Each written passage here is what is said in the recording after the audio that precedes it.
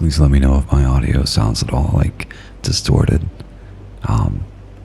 Try to get the gain as high as I could without it causing issues. But if it is, please let me know. What's up, Yomi? And Calypso? Welcome in. Let's get them sippies. 1, 2, 3. Sounds good. Great. What's up, Annie? How you doing? I think you dropped by, if I remember right, during the talk show on the other channel. It's nice to see you. Today was rough. Not rough. That's wrong. The decision. Choices are rough. I suck at them. I woke up this morning and the first thing on my mind was a new build idea that I want to try out in Monster Hunter Wilds. And I was really torn between doing a rare game stream here, playing that and like getting all the parts that I need for it, crafting it and testing it out with you guys, or doing ASMR. But we obviously settled on some ASMR. But I think maybe later on today, maybe tonight, we will we might try that out with Eggy on stream. We've been playing Monster Hunter every night. Usually like either just me and Eggy or me, Eggy, and the boys. It's been fun, and I'm a Lance boy now. I'm really loving Lance, but yeah, I think it's like the lowest DPS. So survivability is through the roof, but I need to like find ways to boost my damage, because like I've been running a very defensive build with like damage in mind. But for any Monster Hunter Wilds players, this is going to be my very short rant, hopefully. Just the one for the stream. Rant of the stream. So I had the idea of having 2 pieces of the laggy gear, which will have like a random thunder proc. I'm sure it's not random. I think there's something behind it. The damage output is higher based on having a higher thunder resistance. So obviously, either getting gear that has that already on it, or like stacking the small gems for thunder resistance. Then the other one is getting 2 pieces of either Guardian or regular Rathalos armor, so I can get Scorcher, which will do like random fire damage, if I remember right.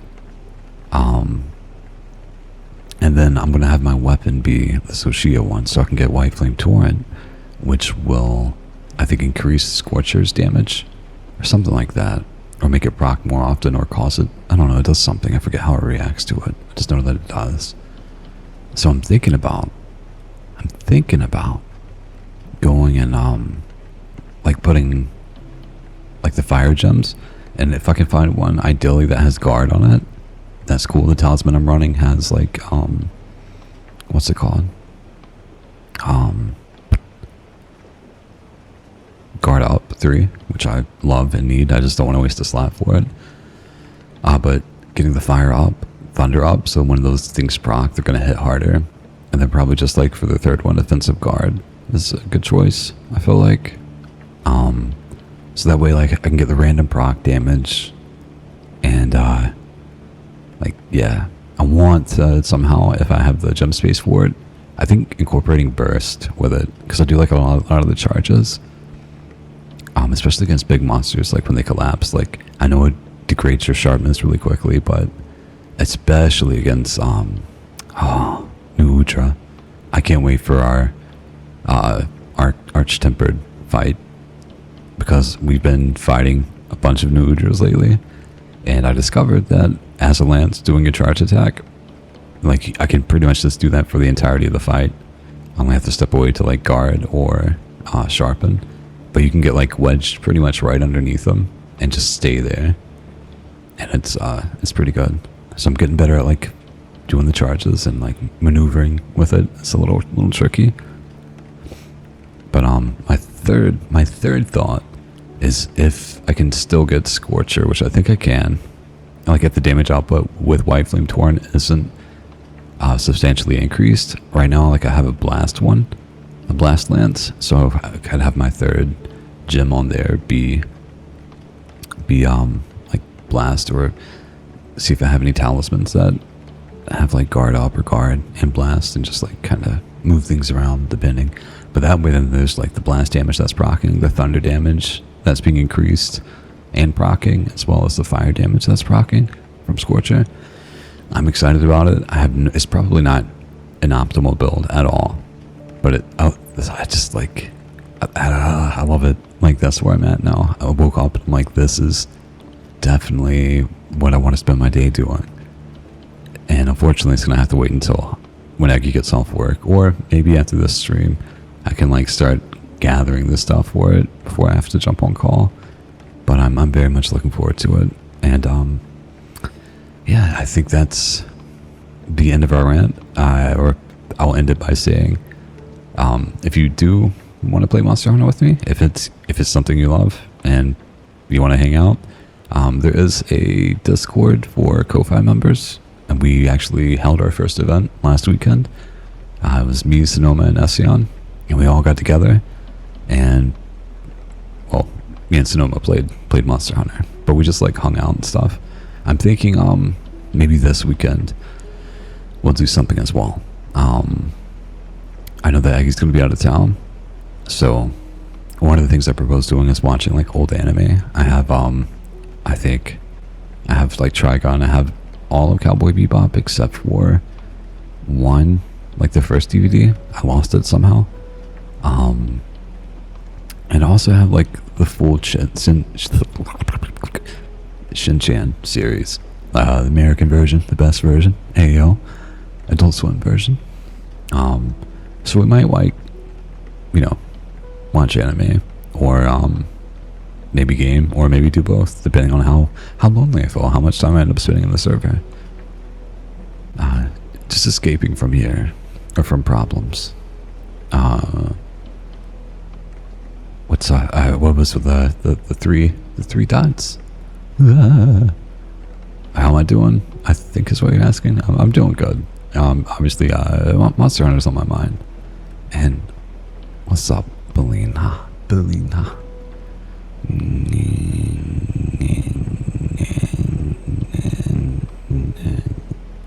Thank you for that, Pat.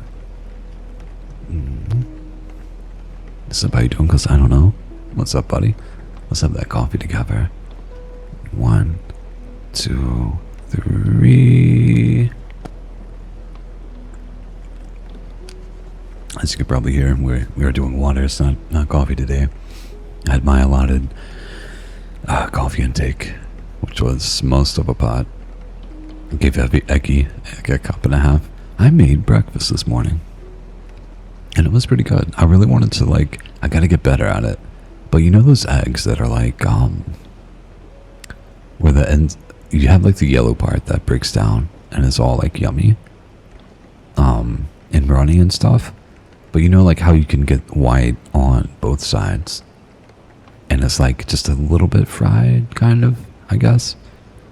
But it's still it has a nice texture to it. I didn't do it as good as I would have liked, but I made that for Eggy and I, as well as some buttered toast. It's an easy, humble meal, but that's how she woke up. Her alarm didn't go off, I guess. So when she woke up, I was like, hey, you want to get up? She's like, yeah. It's at 6:30. She's like, oh, okay.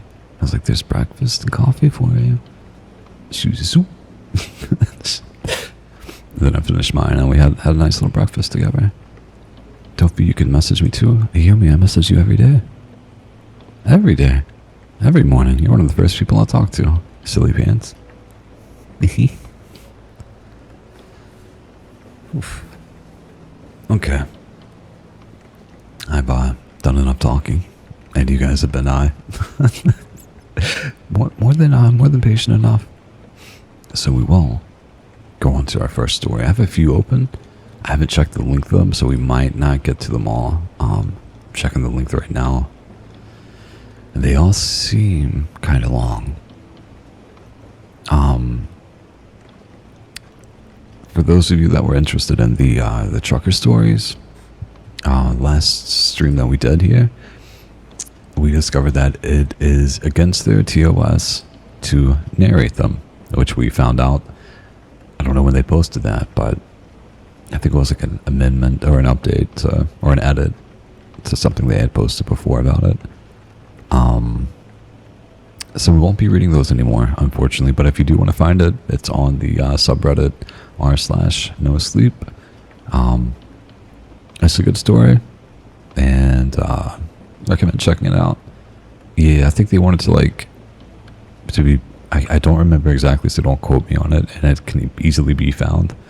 But I think they wanted to be alerted and seek monetization of some sort.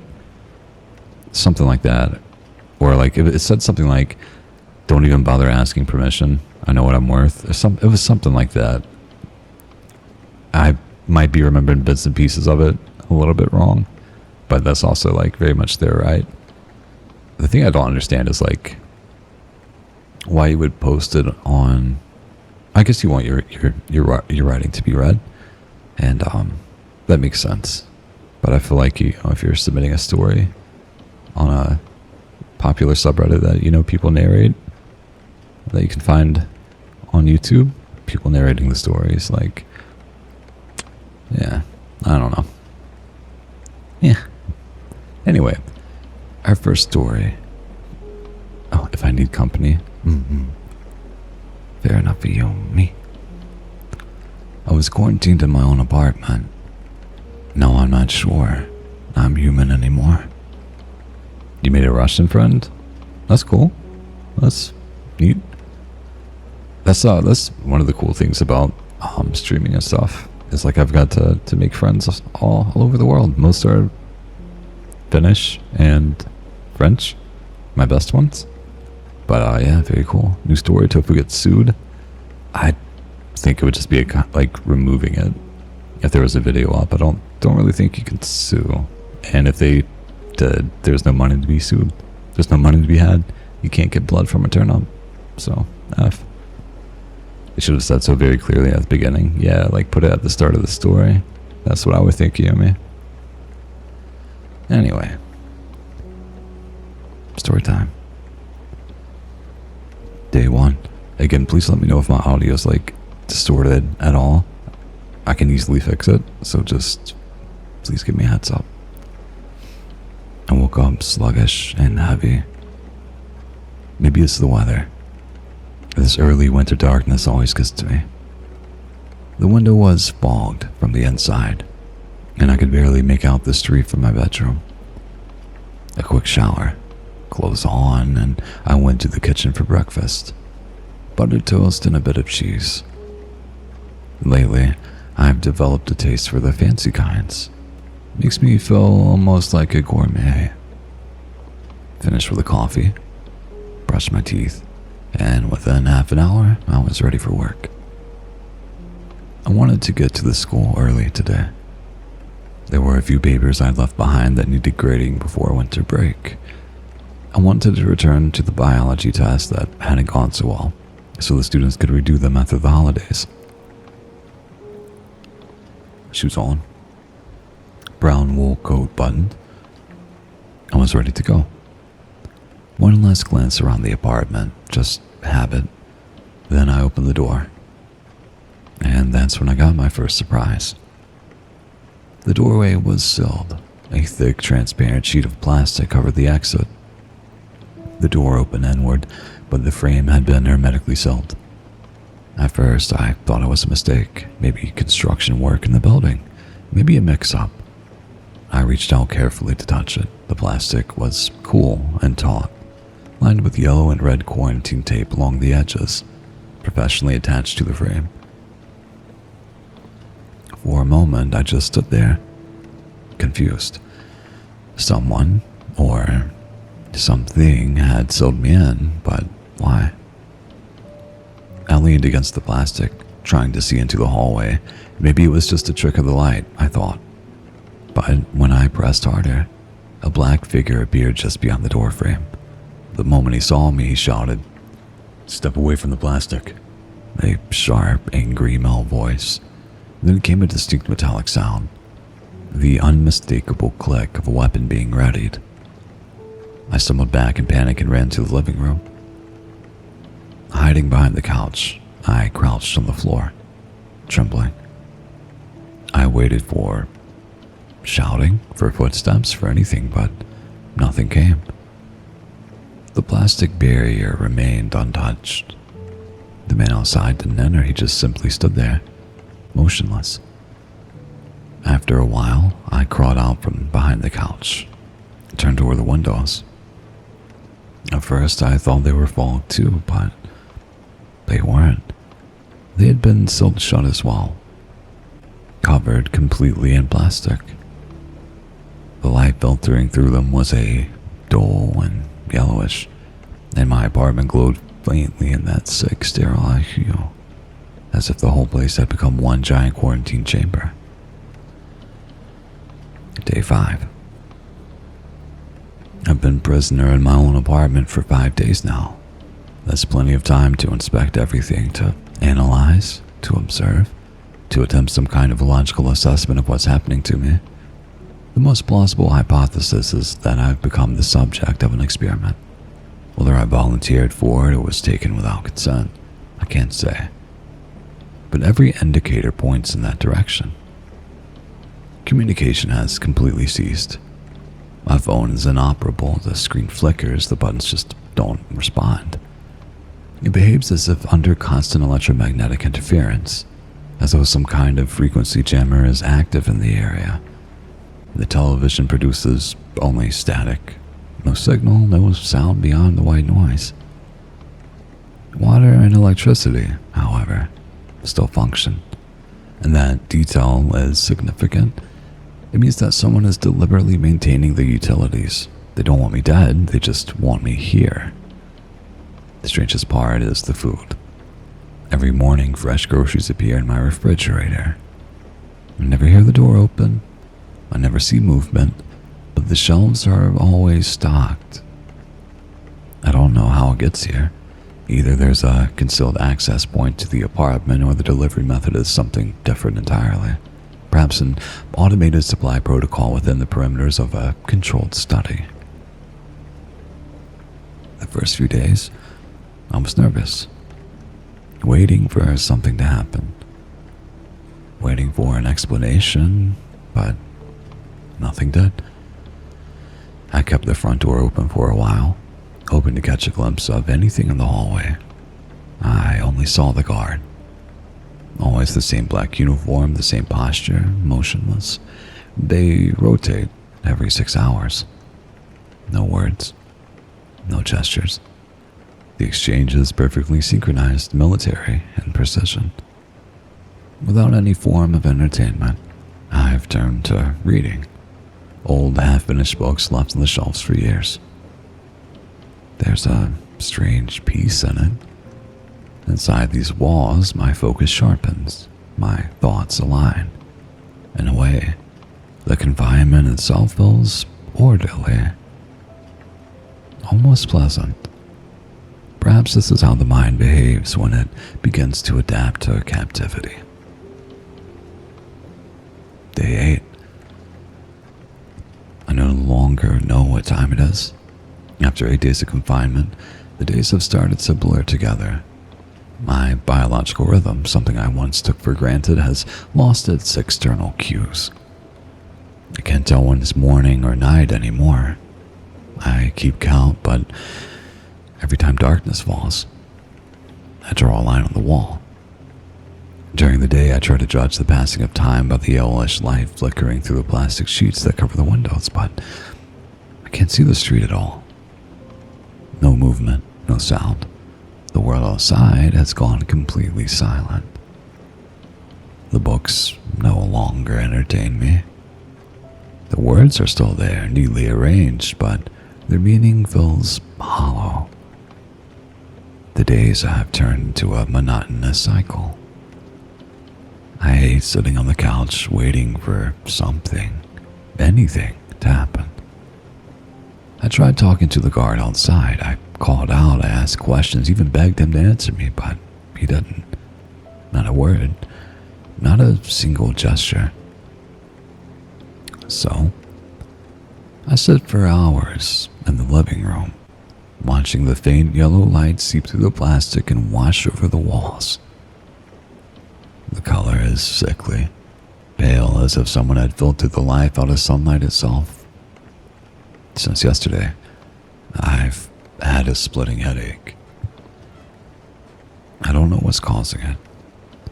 Maybe it's the lack of fresh air or a psychosomatic response to prolonged confinement.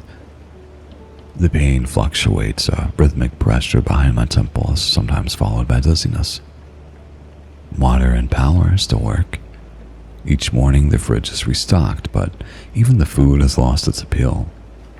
The flavors are muted, and everything tastes the same. Day 10. For the past 2 days, I felt terrible. The headache hasn't gone away. In fact, it grows worse by the hour. It feels as though something inside my skull is expanding, as if my brain were under pressure trying to burst free from the confines of the bone. If that weren't enough, new symptoms have appeared. Severe nausea, vomiting, complete loss of appetite. Can't keep food or fluids down, and more than once I've lost control of my bodily functions. I've tried to take a shower, but even simple movements exhaust me. I'm probably running a fever. My entire body trembles. My muscles spasm involuntarily. My skin feels cold to the touch, yet inside I burn with heat. When I look in the mirror, my pupils were dilated, my eyes bloodshot, my face pale. Based on these observations, I suspect an acute infection, or perhaps a toxic reaction, possibly to something in the food supply. Yesterday I crawled to the door and begged the black-clad guard outside to help me. He didn't respond. Not a word. In desperation, I tried to provoke him. I even vomited on the floor near the door, hoping that it would get a reaction. I assumed they wouldn't allow their experimental subject to die, but nothing happened. Only silence. That's where I lost consciousness. Right there by the door. When I woke up, I was in my bed. The apartment was spotless, the air was fresh, the bedding changed, the floor scrubbed clean. No trace of anything that had happened remained. Every surface was dust-free, disinfected. I have no idea how I got back into bed, but someone or something must have entered while I was unconscious. Curiously, I feel better now. The headache is dulled, the fever subsided. It's strangely comforting, this state of recovery. My body seems to be regenerating, though I don't understand how or by what mechanism. Perhaps I am being monitored, and they intervene only when my system reaches a critical threshold. Day 14. It's been 4 days since I last received any food. The refrigerator is completely empty, and each morning it remains that way. What's truly strange is that I don't feel hunger at all. No stomach growling, no dizziness, none of the usual symptoms of hypoglycemia.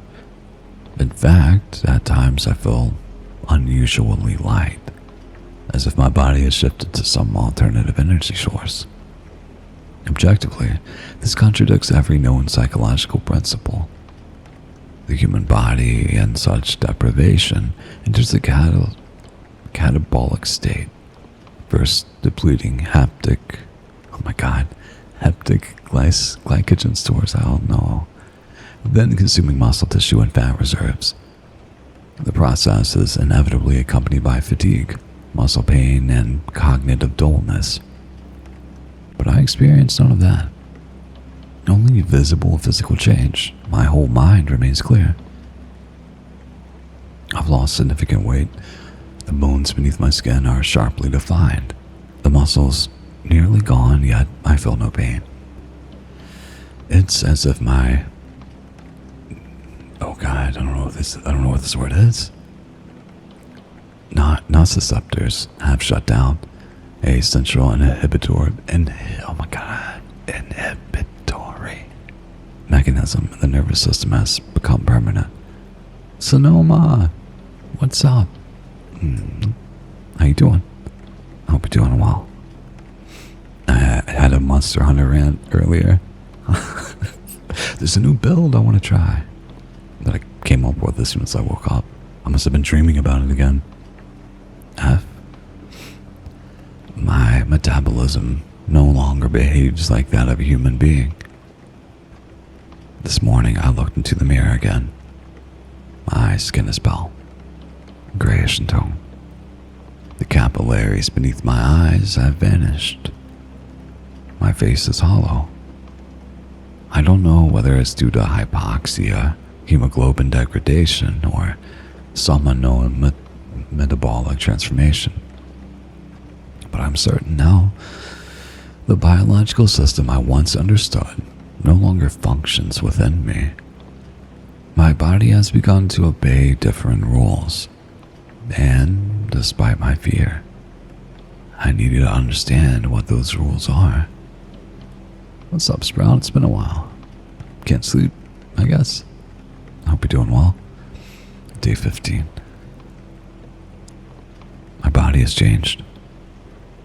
I don't know what triggered it, but the transformation is undeniable. Over the past few days, I've conducted several observations on myself. It's been more than 6 days since I last ate or drank anything. By all psychological standards, my body should have already collapsed. Renal failure, dehydration, and metabolic disruption forming a fatal triad. Yet I'm still here, fully conscious, sitting in the living room staring at the covered windows. I can no longer tolerate light.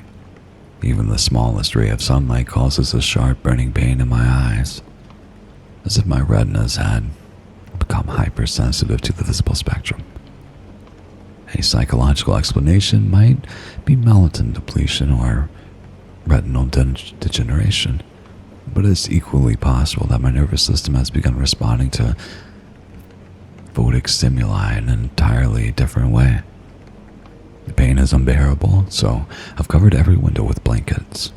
The apartment now exists in a state of perpetual dusk, but at least the burning has stopped. My second observation. This isn't my apartment. Every detail looks the same, a near-perfect copy, but the discrepancies are subtle and consistent. The walls have no cracks, though they've been there for years. The bedroom door, which used to stick and never quite closed, now fits perfectly in the frame, as if newly installed. Even the floorboards sound different beneath my feet. The entire space feels reconstructed, as if someone replicated the environment of my life, but not quite accurately. I left the front door wide open. I no longer care that the guards are standing outside. The fear I once felt is gone. Not sure if this is apathy, neurological desensitization, or simply the shutdown of the human instinct for self-preservation. My body is something else now, and the space around me. It feels like a controlled environment, a laboratory replica of reality, where I'm being studied while I try to determine how much of me remains human. Let me see what you guys are saying. Don't die yet, you're too cool for it. Not cool, but thanks. I've been thinking about Monster Hunter 2. Yes. My buddy gave me a glaive tutorial yesterday. Sonoma, how close, was your understanding of it to the glaive tutorial that you received? That's something I've, seen about the game, myself. That's really cool. When I was trying to learn longsword, I had an idea, or a rough idea of how I thought it worked, but it was like a weapon that my buddy made. So like I could kind of get it, and then he was when he explained it and how to do things, it hit. I was like, okay, I was close. I was kind of right, but I was also very wrong. So this is how I need to play the class now. It was very helpful. But I think that's like one of the cool things about it is like the classes can be so much more in depth, and like every one of them has a pretty high skill ceiling. Like dual blades is easy to get into, but if you can't know those evades and like kind of interchange out of like doing like the blade dance and the demon flurry seamlessly, like turning the demon mode on and off again, like the ceiling for it can be like pretty high for maximizing DPS. But like anyone can pick up dual blades and feel at home with it. But yeah, just realized he's reading a story. Thought he was telling a story. No, it's in the title. We're doing story reading. Ha ha ha. Welcome in English and chat though, please. Yes, thank you, me. Oh my god, it was so bad. I knew nothing. Yeah, dude, Glaive is like a tricky first class. Like I think because I know you have to shoot the bug at certain parts to build up that, like you have to get that 3 different types of juices or something, so you can do like that spinny attack, but then also that spinny attack is a like it can be an offset too. It seems like a cool class, but it seems like a lot. If you ever want to learn greatsword, hammer, lance, dual blades, kind of, I know those pretty well. I feel like I'm missing one, but I'm also like, if you need any help with anything, I'm more than happy to help. More than happy to help. But I'm also like, it's gonna be nice to see your progression now that you have a better understanding of Glaive and what to do. It's also something like, if you feel like it's too much starting out, that you can come back to. I thought he was dying or something. No, not yet. Not yet. I mean, we all are, very slowly, but I hope it continues that way for me. What's up, Simp? How you doing, buddy? They said you have a nice voice, though. Well, that's very sweet of them. That's very sweet. And Nyahoy.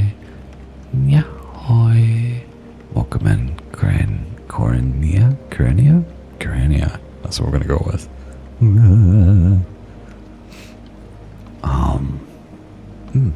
And you as well. Yakiyako. I'm gonna get back to the story for those of you popping in. If you want to stick around and you like the stories, what's happened so far is this person has been put into quarantine, a forced quarantine, and Cornea. Okay, fair. I'll try to remember it. They've been put in a forced quarantine, and they are slowly changing. They can't leave, and now they're feeling like their apartment isn't their own. They're noticing small changes that makes them think that they're in a controlled study. Doing good, just training my horse girl. Oh no. Oh no. I've never been more disappointed, Sam. Never been more disappointed. But to be fair, I've jumped on the gacha train with Blue Protocol, so I feel you. Okay. Here we go. Also, oops, I messed that up. Cornea. Let's have that sip together. 1, 2, 3.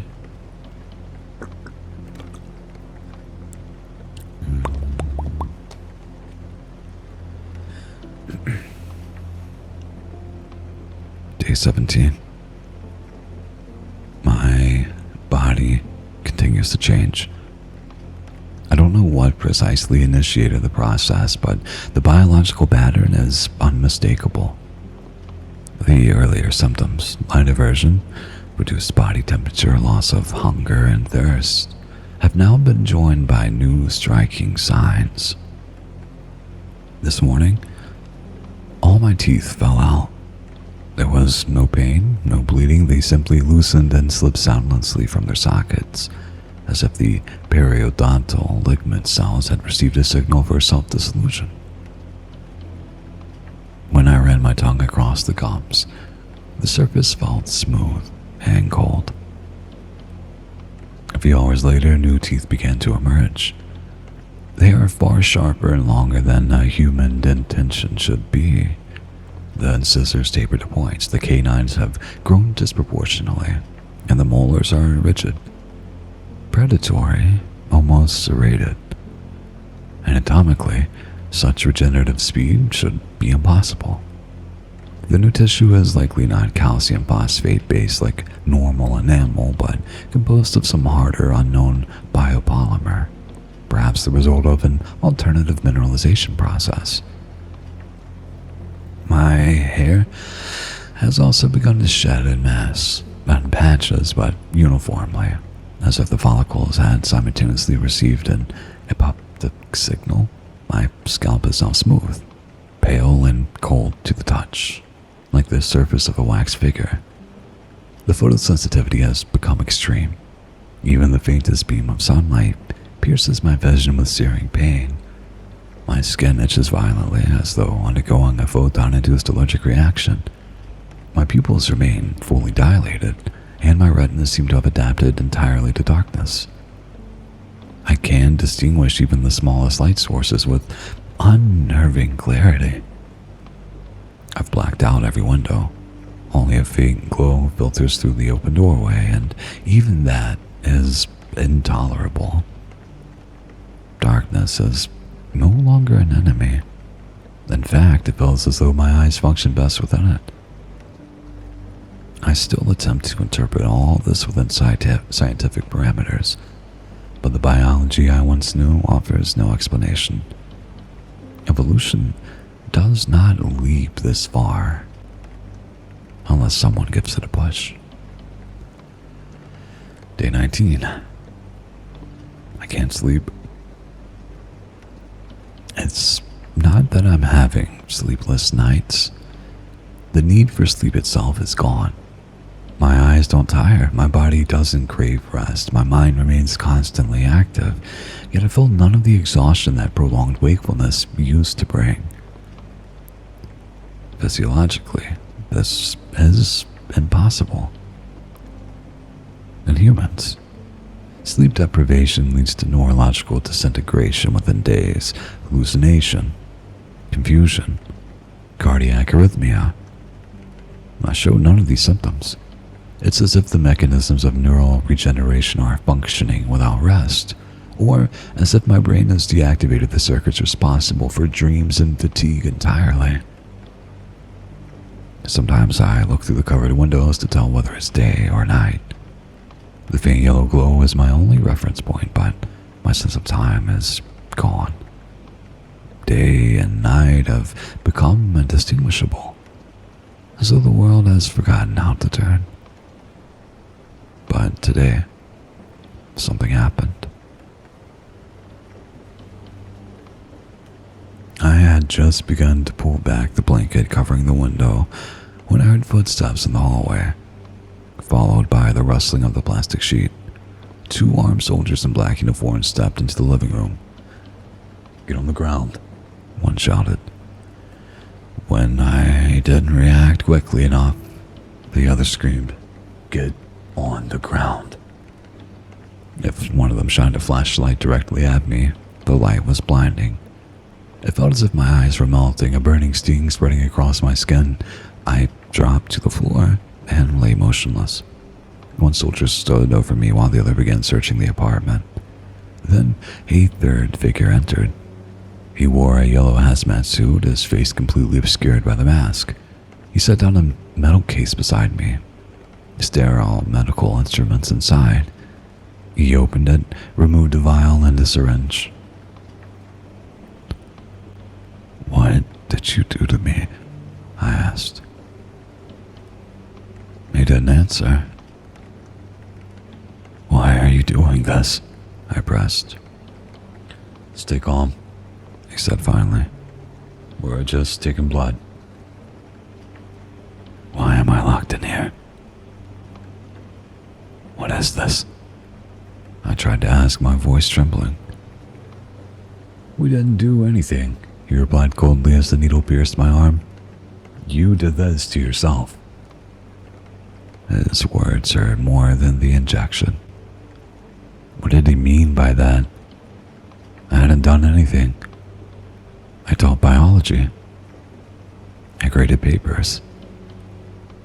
I lived my life. I watched as my blood filled the vial. It flowed thicker than it should have, its color unnaturally dark, almost black. The doctor gave the vial a slight shake, studying its viscosity, then nodded. Without another word, all three of them left. The door sealed again. The plastic rustled once more, and I was alone. In the silence and the dark. Day 22. The past few days have brought more changes. My body has undergone another series of transformations, rapid, uncontrolled processes that no known biological model could describe. A few hours after the examination, unbearable pain overtook me. It felt as though my bones were shifting apart, as if my body were trying to rearrange itself from within.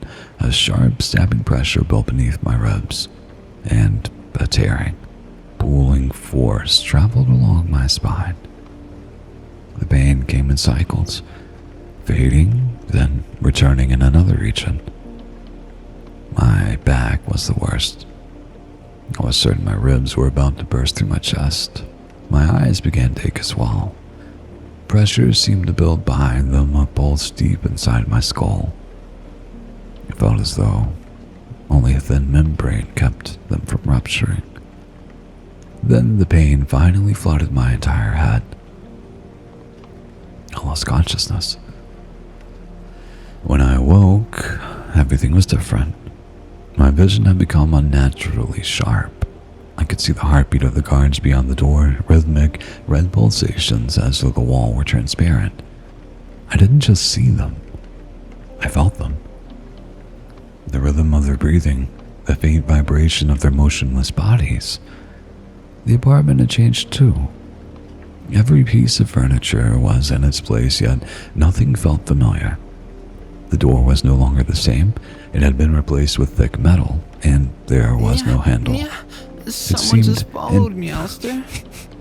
It seemed impenetrable, as if it had been built specifically for me. Yeah, that's for the gaming channel. That's not here, but cool. And there is something else. An odor. It's not the alert here. Fortunately. It's for the gaming channel, so yay. This morning, a strange, sweet, almost hypnotic scent filled the air. It was the kind of smell that would make a human stomach turn, and yet I was drawn to it, irresistibly. The source was the refrigerator.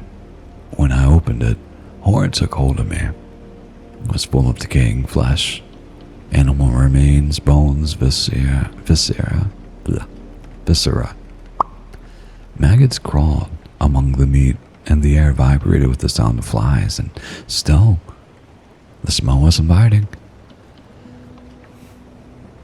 When the hunger came, not the ordinary human kind, but something primal and overwhelming. It was as if the starvation of the past days had been condensed into a single violent impulse. I fell to my knees before the refrigerator and began to eat. I didn't know how long it tasted. I don't know how long it lasted. I remembered only the taste, salt, iron, the bittersweet tang of rot. The flesh stank. Yet with every bite, I felt something deep, instinctual. Something that only because satisfaction. I couldn't stop.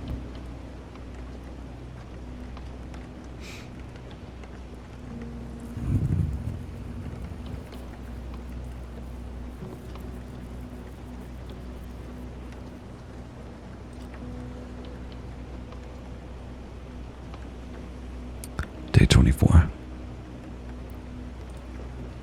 I am completely undone. After last night's disgusting meal, I slipped into something like a trance. It felt chemical, like intoxication. My body relaxed, my mind cleared, and I fell into a deep, steady state that resembled sleep, though I doubt it was that. When I awoke, everything looked the same as before, yet somehow nothing was. The guards outside had changed again. I could sense the difference. Their sweat smelled different, and one of them had a faint heart murmur I could hear through the wall. I didn't need to see them. I simply knew they were there. But it wasn't that which broke me. It was my reflection. Not a boredom. I wandered to the apartment and found myself in the bathroom. When I looked up at the mirror, the thing that looked back at me was no longer human. My body was anatomically unrecognizable. The skin is gray, devoid of circulations and warmth. The underlying tissue lacks the red tint of oxygenated blood. My eyes glow faintly red, perhaps a new pigment layer has formed within the retina. My teeth jut forward, sharp and irregular. The canines grotesquely enlarged. Dark, dry blood crossed the corners of my mouth. My posture was hunched, the spine arched, the neck thrust forward, like a predator poised to strike. My arms seemed longer than before. The nails have been replaced by black, keratinous claws. For a moment, I turned away from the mirror. Something human still stirred within me, some primitive echo of shame or routine. I stripped down and stepped into the shower. Don't exactly know why. Perhaps instinct. The last reflex of what used to be my human self. The water was cold, but my skin didn't react. No goosebumps. No shivering. Only the steady sound of water running down my misshapen body.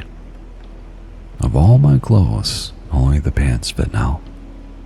The shirt would not go over my shoulders, and the shoes no longer made sense. My feet have lengthened, the nails curved and claw-like. I looked back at my reflection, and this time, I didn't feel disgust. I felt anger. Not human anger, but something raw, ancient, an instinct without a target, only direction. Deep within me, below thought and language, something old has awakened.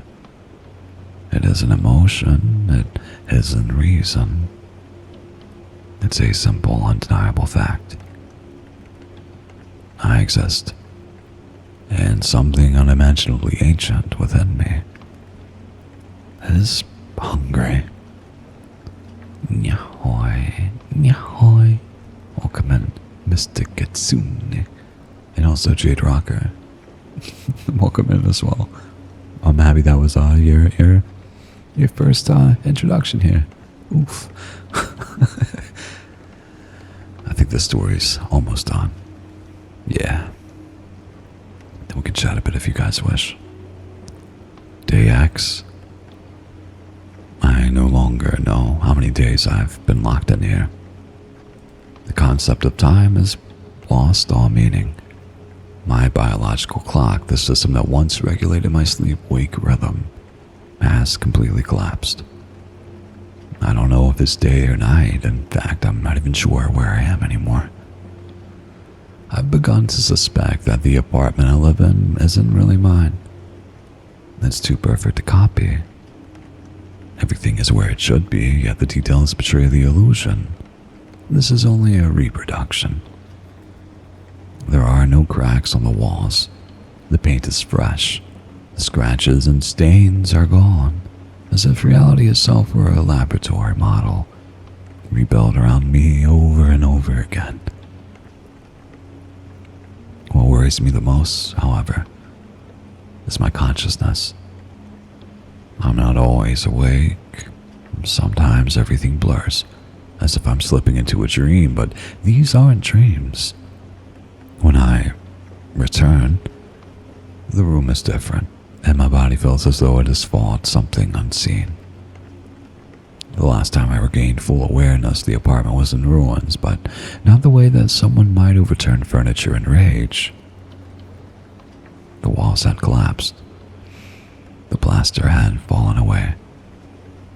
The bricks were cracked, and beneath them, I saw a layer of thick reinforced metal, as though the apartment were, in truth, a containment cell, an artificial shell built to hold me. There were claw marks on the metal, long, deep gouges that matched the shape of my hands perfectly. I don't need to speculate. I did it, but I don't remember doing it. I don't remember anything. My consciousness skips like a broken machine, and every time I come back, there's a little less of me. My thoughts were disjointed. Sentences fragment. Sometimes, when I write down a word, I don't recognize it right away. It's as if I'm learning a new language, one my body already speaks, but my mind can no longer understand. I don't know how much time I have left before I come apart completely, but I need to finish this. I need to write it all down before the other one takes over. Final page. I'm somewhere else now. A massive sealed metal chamber. Can't say I'm surprised after what happened. This felt inevitable. At some point, the refrigerator filled again with dead, rotting meat, and I ate. My body demanded it. The smell intoxicated me. I couldn't resist. Then I heard the noise. The metal door opened and I sensed 7 distinct heartbeats, all beating in rhythm, all moving closer. Soldiers, black uniforms, helmets, blinding lights. Their beams flooded the apartment. My eyes burned instantly, my skin sizzled under the rays, so I stayed hidden in the kitchen's darkness. I waited for them there, in the shadows. An 8th figure entered, the man in the yellow hazmat suit. He carried the same metal case as before. "Target located," one of the soldiers said, holding a small beeping device. "It's in the kitchen." The others nodded. Then their lights found me. Blinding. The pain flared, my body trembled as if tearing itself apart. And then it happened. Something broke free inside me. The other one, the thing that shares this body, took control. The feeling wasn't human. It was instinct. Cornered, furious, primal. I heard myself growling, but I no longer knew if the sound came from me.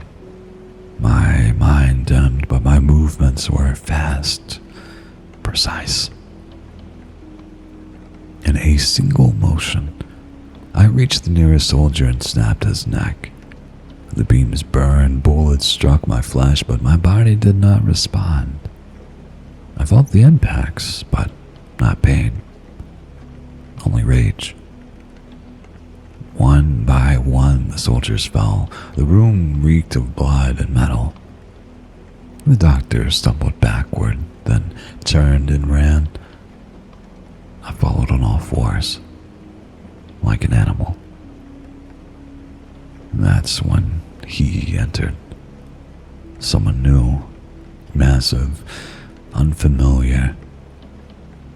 He held a strange device that whirred as it powered up, then came a flash. Just one. The next moment, I was across the room, some kind of weapon, no doubt. The hole in my chest was the size of a fist.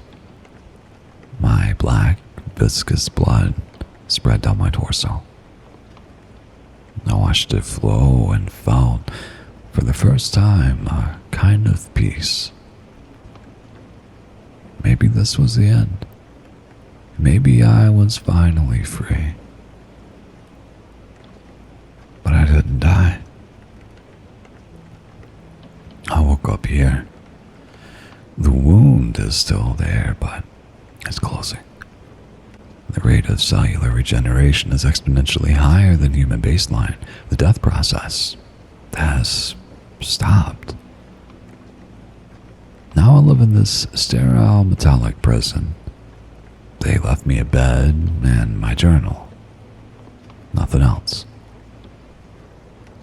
I don't know why this happened. Why me? I was just a biology teacher. A man who believed in cell division, inheritance, and the laws of life.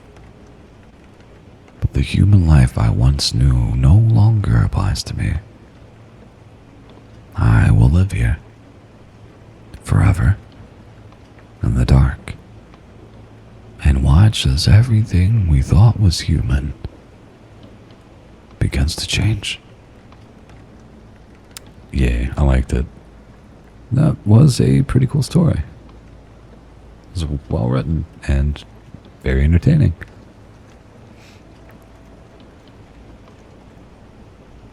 The author was Mortanx, Mortanx. I liked it. I'm gonna actually check out their page really quick to see if they have any more stories. Oh, okay, yeah. They have Man, I wasn't. The plan wasn't to read, but this one is just too fitting. I see one titled "A Twitch streamer asked me to follow him." I shouldn't have. Again, please let me know if my audio is at all like sounding distorted when I talk normally or anything like that. If it does, we can fix it very very easily and quickly. Let's see how long. This one's fairly short. We'll read it just for kicks, because like the title. But I'm a Twitch streamer.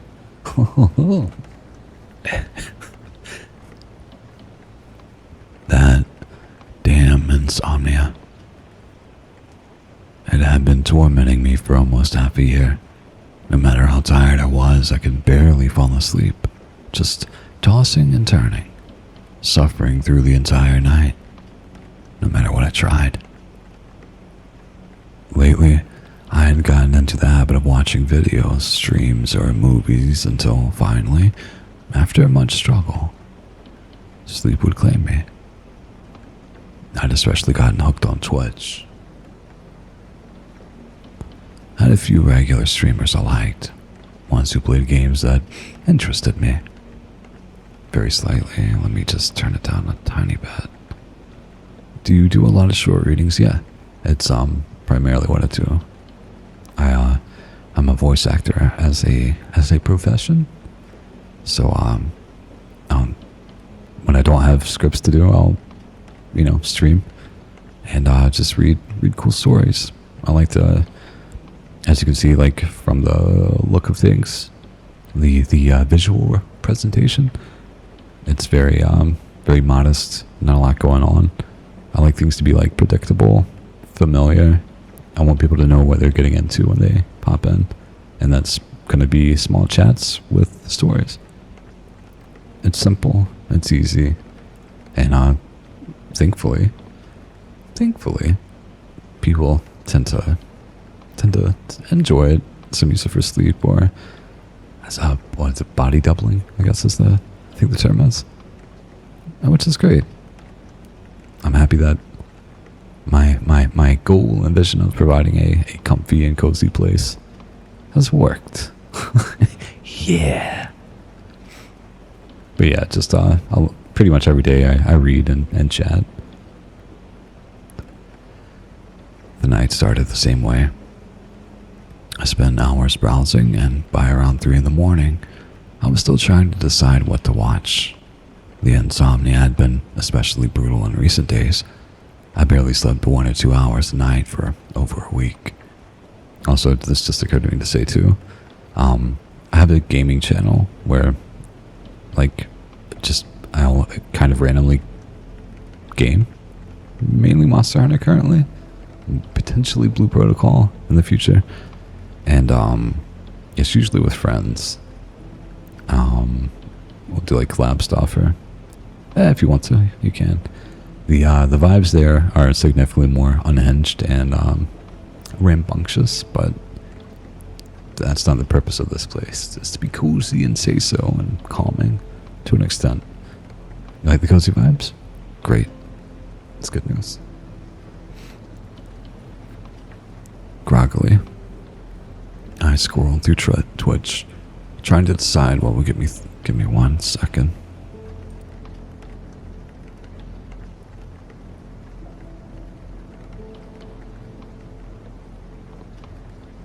All right. Thank you, Yomi. Yeah. If you're interested in watching me play games and I don't know how to describe it. Be a little poop. There's the channel, and it'll probably do an alert. So, big F. Groggily, I scrolled through Twitch. Yeah. Someone just followed me, Alistair. F. Trying to decide what would get me through another long night. Yeah, you're very welcome, Sonoma. I'm so happy you enjoyed it. That's when one of the recommended live streams caught my eye. A young guy's channel. He was just sitting in his chair in front of his computer, doing nothing, just staring at his desk. 0 views. I felt sorry for him. He just sat there so listlessly, staring into space. I thought it might be nice to click in and see what he was doing. The moment I joined, his eyes went wide as he glanced at his monitor. Oh my God, finally someone, he shouted into the microphone. I felt a little good about myself, knowing I made him happy just by checking out his stream. Yeah, Please. Yeah. Someone just followed me, Alistair. Thanks for the follow. Please, don't leave. Wait, he continued nervously. You have to help me. I need to get out of here. I watched the stream with a frown. What kind of bull was this? He's probably going to try to scam me out of money. Still, fine. I typed back and asked what he wanted. Oh, thank God, finally. Finally a real person after all this time. I'm stuck in my room. You have to help me, somehow. I just shook my head. This guy was a really good actor. His pleading, hopeful face looked frighteningly genuine. How could I help? I typed, curious.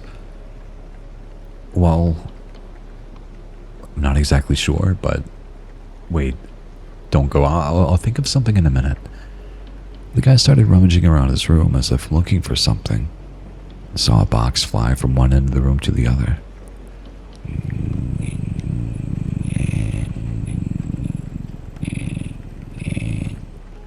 Thank you for the headband, blueberry pie, star.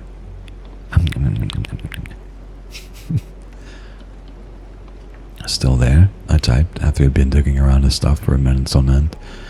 He rushed back to his computer. Oh, the moment my notification pinged. Yeah, I'm still here. Please, don't go anywhere, I promise. I'll figure it out in a minute.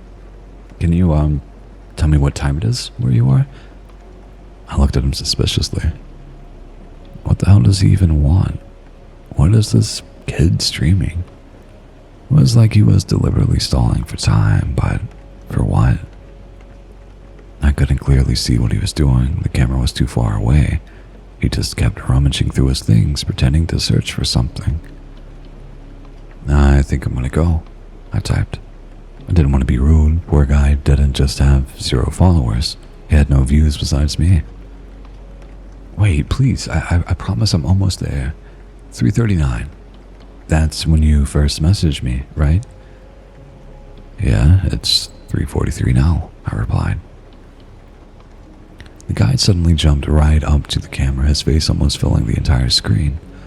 Hollow, tired features. Dark, sunken eyes. He looked like he hadn't left that room in days. Please, my only wish is to have 1 follower. Please, you can unfollow me afterward, but just follow me for a single moment. I felt a little unsettled. The kid was seriously weird. Almost like he wasn't all there. What the hell is wrong with him?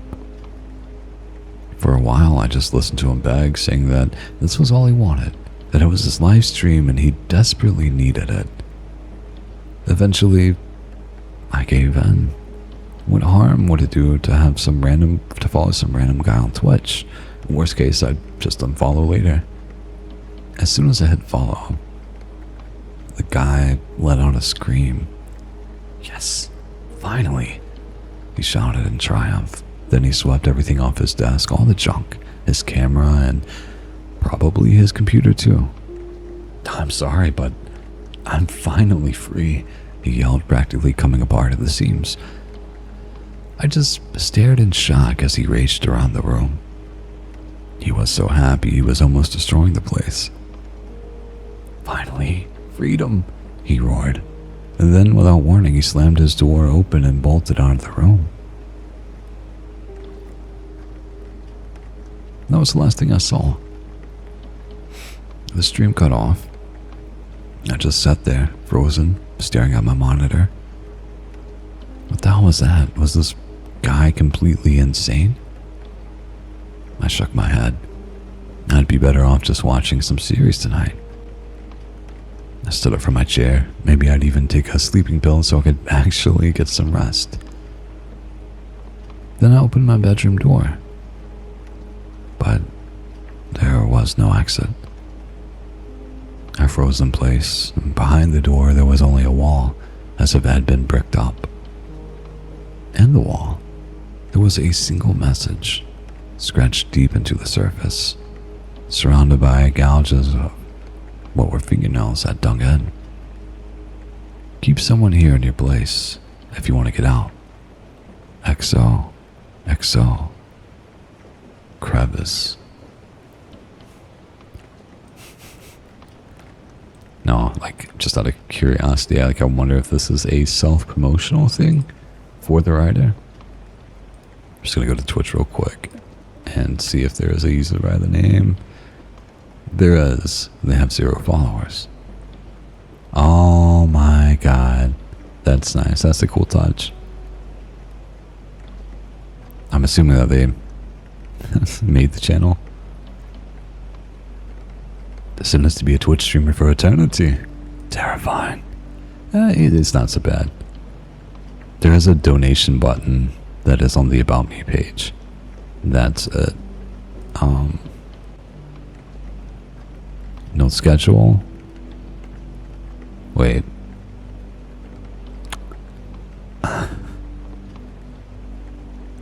It says today. They last streamed 3 months ago. When was the story written? I gotta go back. The story was written 17 days ago. Maybe it's unrelated. But it says like the stream is today at 9 a.m., which it already is. I think it's like I don't know if even ARG is the correct term, but I think it's like a light. That's cool. That's a really neat touch. Good job, guy.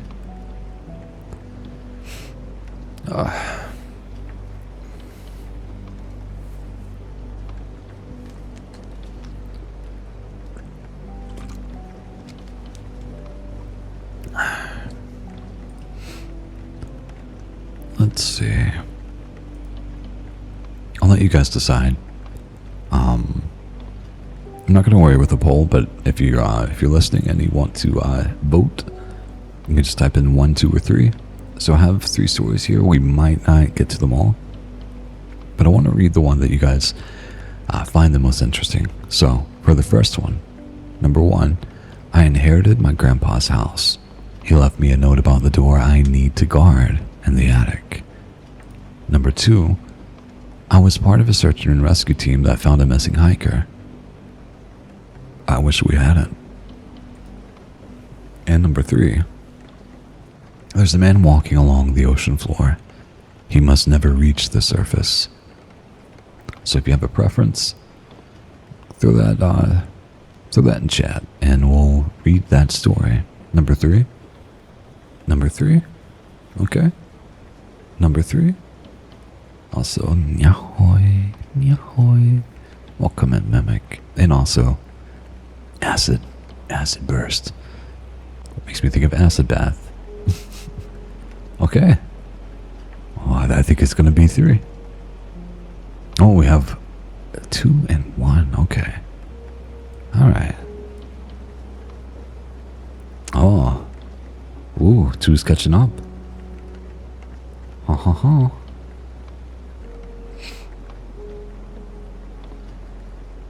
I'll order it so that we'll do number 2 next. It's the search and rescue team, I think. Okay. This one is fairly short. I think the next one is longer after this, but let's start with number 3. There's a man walking along the ocean floor. He must never reach the surface. I've always been fascinated by the ocean. It covers most of the earth, yet we still don't know what all lives there. That's why I joined a research project by a company devoted to documenting sea life. Me and my co-workers, Sydney and Lance, had been assigned to monitor the area in the Atlantic that the company believed was part of a migratory path of basking sharks. Our job consisted of dropping anchor in an area in the Atlantic, then lowering a camera down to observe the area and document any basking sharks passing through. For the last 3 days, we witnessed 12 crabs, 32 fish, and 0 basking sharks. Lance made a remark about how we all had the task of watching for the one camera-shy species of fish in the ocean. That night, Sydney and I were out on the deck, looking at the now blackened seas when suddenly Lance shouted from the cabin. "Cindy, Mason, come look at this." We both ran over to the cabin and Lance was pointing at the monitor. "Right here." Lance was pointing at something on the monitor. Save for the light on the camera, everything else was black, except for what looked like the faint light in the distance. "What is it, Lance?" Lance looked at the light again, then back at us. "I don't know. Maybe it's an ROV from another ship." I almost considered it, but remember this area was exclusive to our company. But we're supposed to be the only research vessel for 30 miles. We could check the archive footage of the 3 previous days. Maybe we can see when this thing started creeping over the horizon. Way ahead of you, Madison. Lance went over to our second monitor and began scrubbing through the footage of each day until we got to this morning. And it started right here. Lance slowed the footage down. That's when the light began to crest over. And it's been coming this way ever since? The discussion about what to do boiled down to watching the live feed and shifts to watch the light. Because I suggested it, I was given first to watch. I watched the light grow slightly for about an hour. It went from being the size of a dime to a nickel, but I still couldn't make any new details from it. I tried to stay away to watch further, but boredom is an effective sleep aid. I woke up to see that the light was closer to the camera and larger. Before I could check the time, how long I had been asleep, that's when I noticed something in the light. It looked like the silhouette of a man slowly walking in the sand. I tried to get Sydney and Lance. They were dumbfounded when they saw the silhouette. Lance went on about how the man couldn't have stayed down there so long without equipment, and that the water pressure should have killed it. Cindy was more concerned about the glow that it was giving off. I looked back at the feed to see that the man had stopped walking and alerted Lance and Cindy to this. Also, coffee. I forgot to say hi, I think, but hey, what's up? How you doing? It's good to see you, buddy. We stared at the screen as the light around the man started to dim. Then he turned his head to look right at our camera. Lance was the first to realize what this meant. Someone go to the crane and pull the camera up. Before we could leave the cabin, Cindy pointed out that the man had stopped looking at the camera and was walking away. A moment of relief turned to terror as the boat suddenly bobbed. It had grabbed the anchor. We all ran over to the stern. Looking over the edge, we saw that same orange light rapidly rising. It was climbing up the anchor chain. Somehow it could climb much faster than it could walk. Within minutes, the light was only 10 feet away from us. The growing orange light was followed by the water around the chain boiling. Then, as it was out to breach the surface, we stumbled back as the man's head came out of the water, steam coming off it as the man climbed into the boat. What stood before us was a 7-foot humanoid figure. He was naked but had no genitals and was built like a bodybuilder. His skin resembled the color of burned wood, with lots of cracks, open wounds that had a faint orange glow emanating from them. His eyes were a solid orange and also gave off a similar glow. We stared at the thing that had just crawled up the anchor chain to our boat. Sydney was the first thing to say something to it. Hello? The man looked at Cindy. I swear the light inside of him got brighter as he replied with a voice that was deep and sounded slightly distorted. Why were you watching me? We stared at the man again. It looked like his body kept growing brighter. We tried to keep a neutral tone with my reply. Our apologies? We were out here to observe marine life that migrate in this area. You come to watch me. I've seen your machine before. A giant black eye that comes down to observe me. Then, when I get close, it rises back up before I can catch it. This time you weren't fast enough. Again, I ask, why are you watching me? I didn't know how to respond. And none of us knew this thing existed, but apparently the company did, and Lance tried to explain.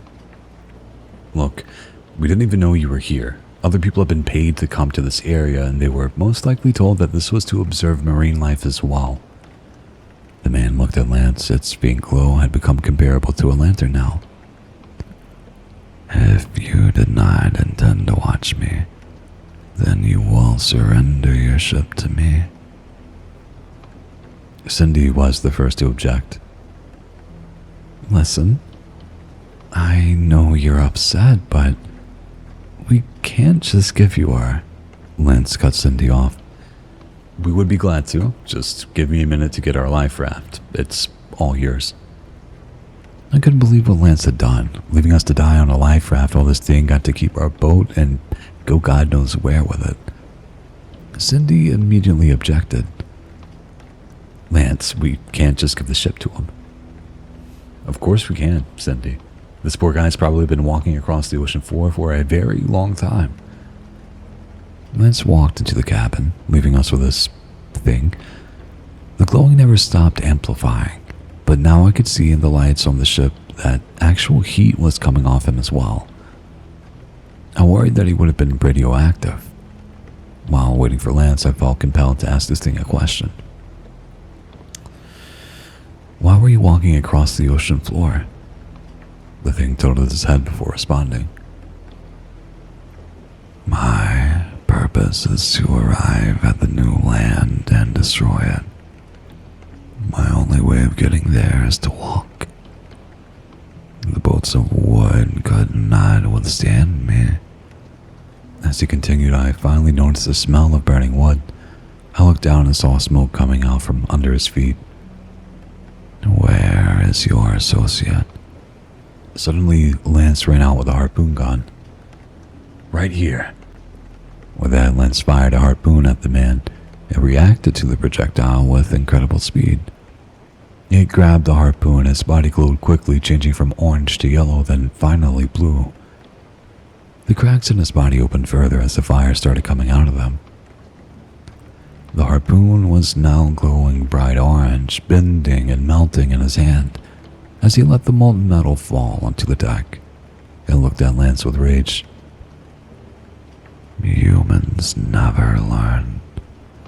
The man moved at a horrifying speed, grabbing Lance by the neck and taking him over to the starboard side. The man's fire diminished because it was now enveloping Lance. We watched as he screamed and flailed in agony. I was taken out of my trance by Sydney suddenly darting past me to get into the cabin. I turned to see if the man had noticed, but he was still burning Lance alive. Cindy came back out holding a fire extinguisher. Get to the crane controls. I'll see if I can cool him down. I didn't question Cindy's suicidal plan. I just ran over to the controls and watched as she ran over to the man who had just finished thoroughly burning Lance to death. Freeze! Cindy proceeded to spray the man with the fire extinguisher, causing him to drop Lance's body into the water while I moved the crane as fast as I could towards it. Cindy ducked just as the arm of the crane struck the man, sending him into the water.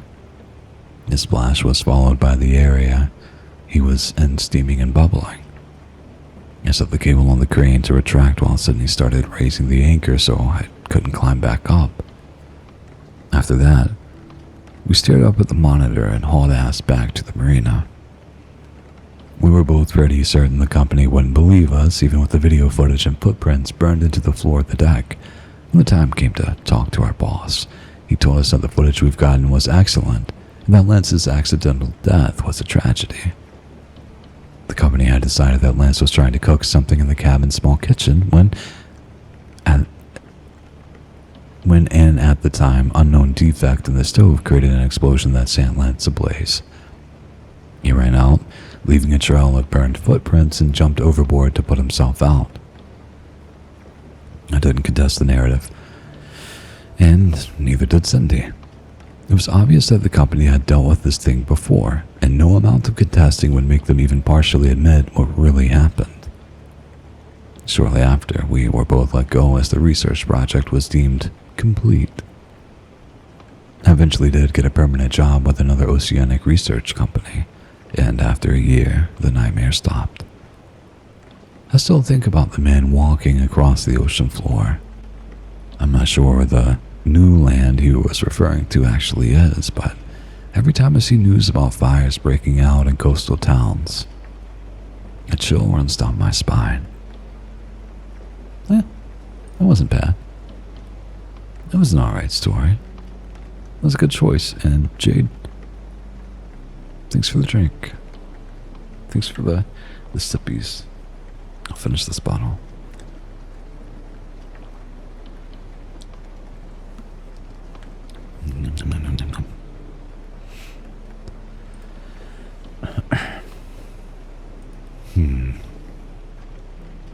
And since you guys voted for this one, we will read this one. It may be our last. Let me see what time it is.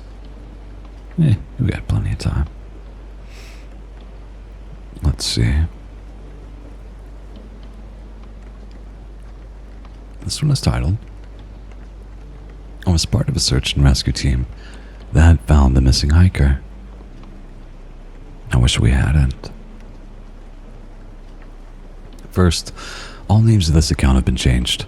I won't be giving mine, and have altered the names of everyone involved to protect their families from harassment, speculation, and whatever else might come from getting this out. Second, and this part is important, do not come looking for me. I'm not lost. I don't need to be found. I'm serious. I don't care who you are. Law enforcement, search and rescue, curious hiker, journalist. Stay away from these woods. Consider it a warning and not a breadcrumb trail. I'd been a volunteer with search and rescue for about 5 years now. In that time, I've had the honor of finding 4 lost souls, most of them just people who wandered off trail and got turned around in the woods. But this case was different. The missing person, Kevin, was 14 years old. He had gone hiking with his father 3 weeks ago, a 4-day trip through the backcountry. When they didn't return after 6 days, his mother reported them missing.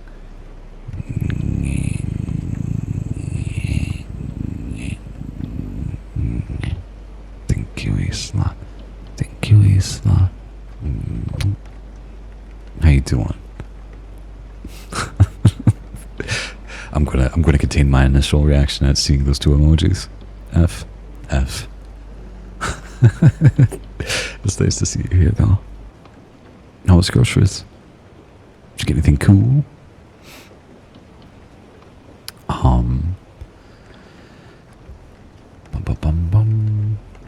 It'd only take 2 days to find their camp, or what was left of it.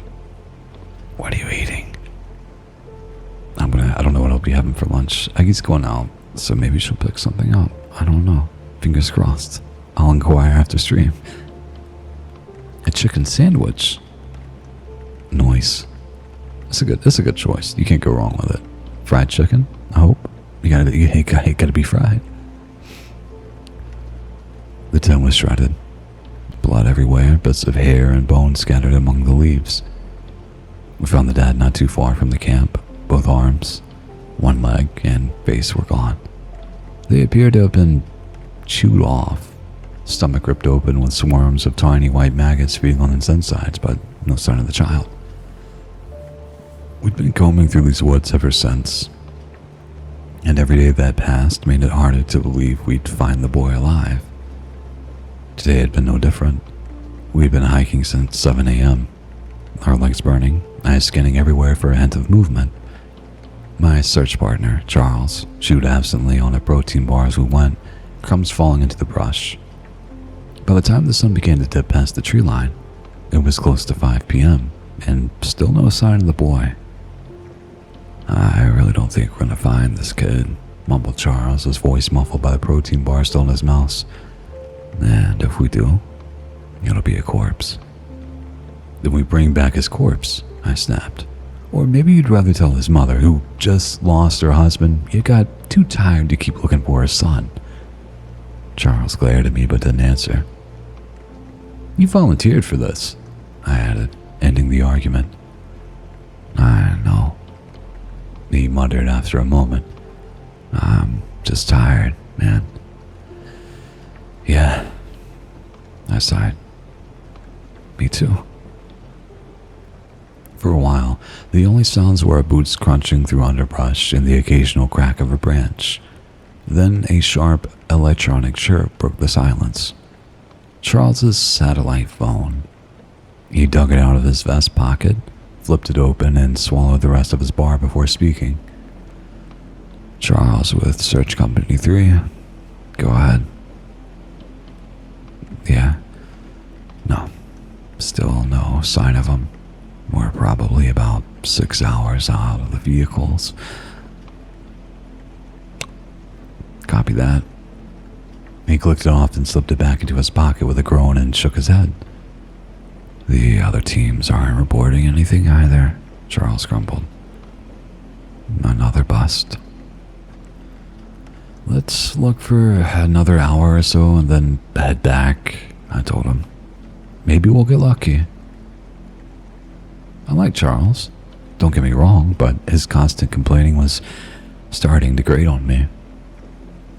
He was a big guy, about 6'3", broad shoulders, thick arms. Definitely handy if we ran into a bear. Him and I had gone out on search and rescue missions before, and he was a good guy. Still, even though I'd been doing this for 3 years longer than him, somehow he was the one who was assigned to the satellite phone. The next hour passed with tense silence. The only sound, soft bird song drifting from above. The crunch crunch of boots on dead leaves and the occasional hiss of wind through the woods. Every so often, Charles would check his compass or glance at the GPS.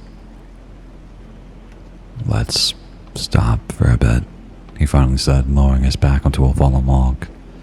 "My legs are about to give out." I didn't argue. I dropped my own pack beside him and sat down, stretching my aching knees. The forest around us was unnervingly still, the kind of heavy quiet where you almost feel something watching you. Charles dug through his pack, moving aside a mess of gear until he pulled out a water bottle. Among the jumble, one thing caught my eye: a bright orange barrel of flare gun.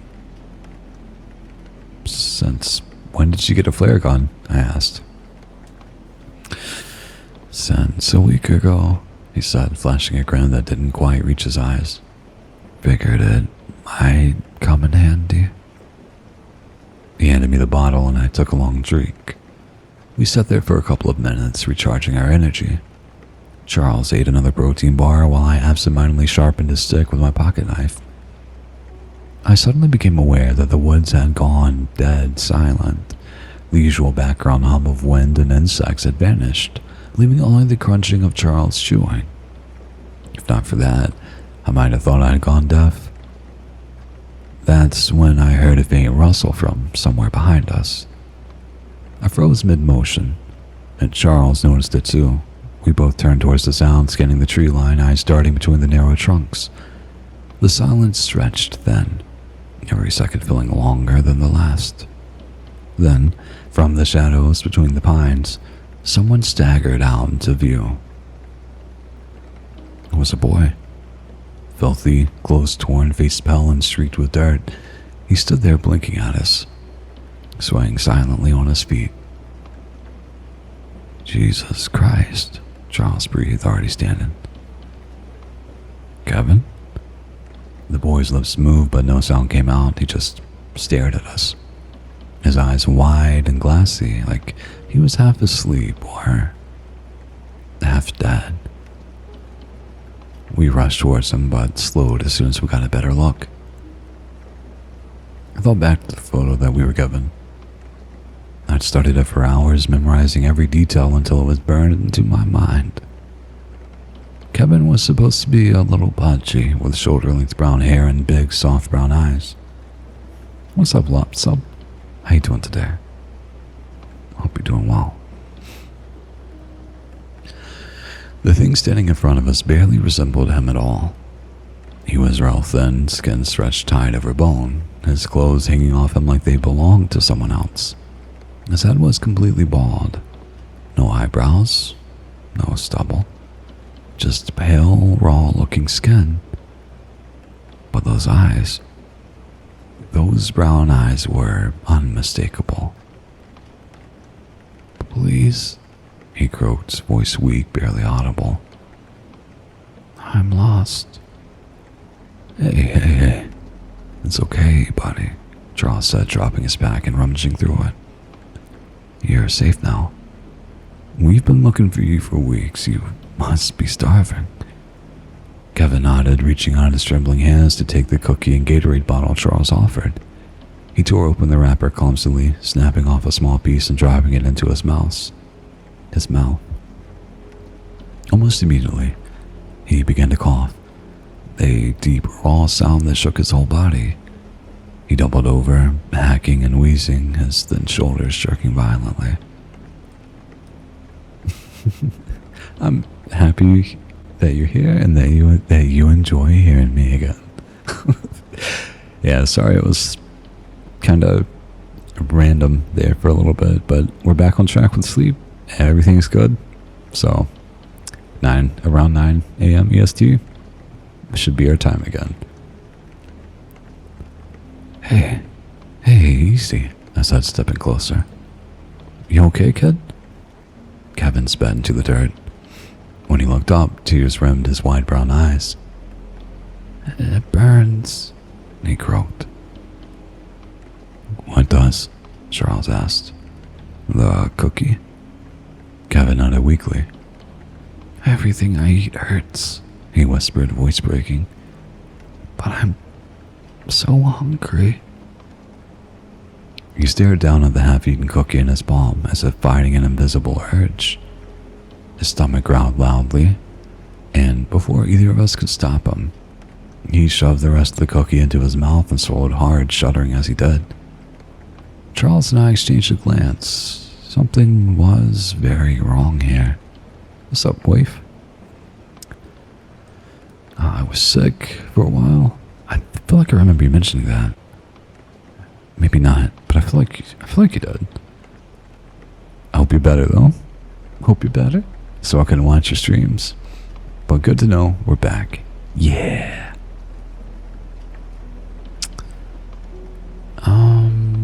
While Charles was calling dispatch to relay the good news, I sat with Kevin and asked him a few questions.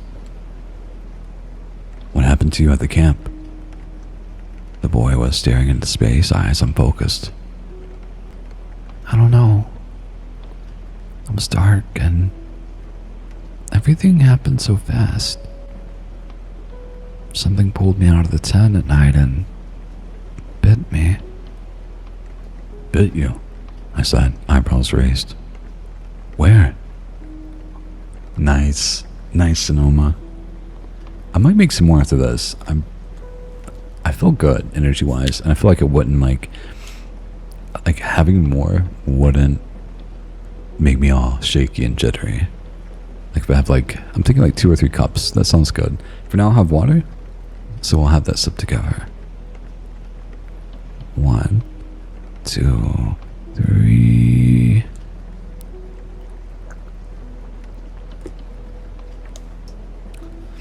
Also, for anyone that is interested in watching the gaming stream later, would you guys prefer to watch me grind? It's gonna be Monster Hunter. Yeah, it's gonna be Monster Hunter. Would you prefer to watch me grind for the materials that I need, or would it be more interesting to watch the build in action that I'm gonna try?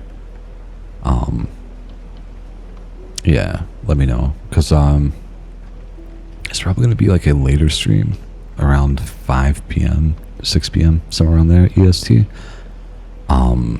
But if you want to see the build in action, I think I want to play Monster Hunter either way, in the server afterwards, after we finish the story.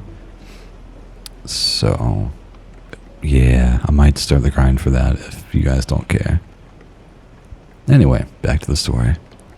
Kevin pulled down his shirt, revealing the wound. The bite was massive. Flesh along his shoulder had been torn open into a jagged crescent. The skin around it was bruised and the edges already swollen and slick with dry blood. You could clearly see where upper and lower jaws had clamped down.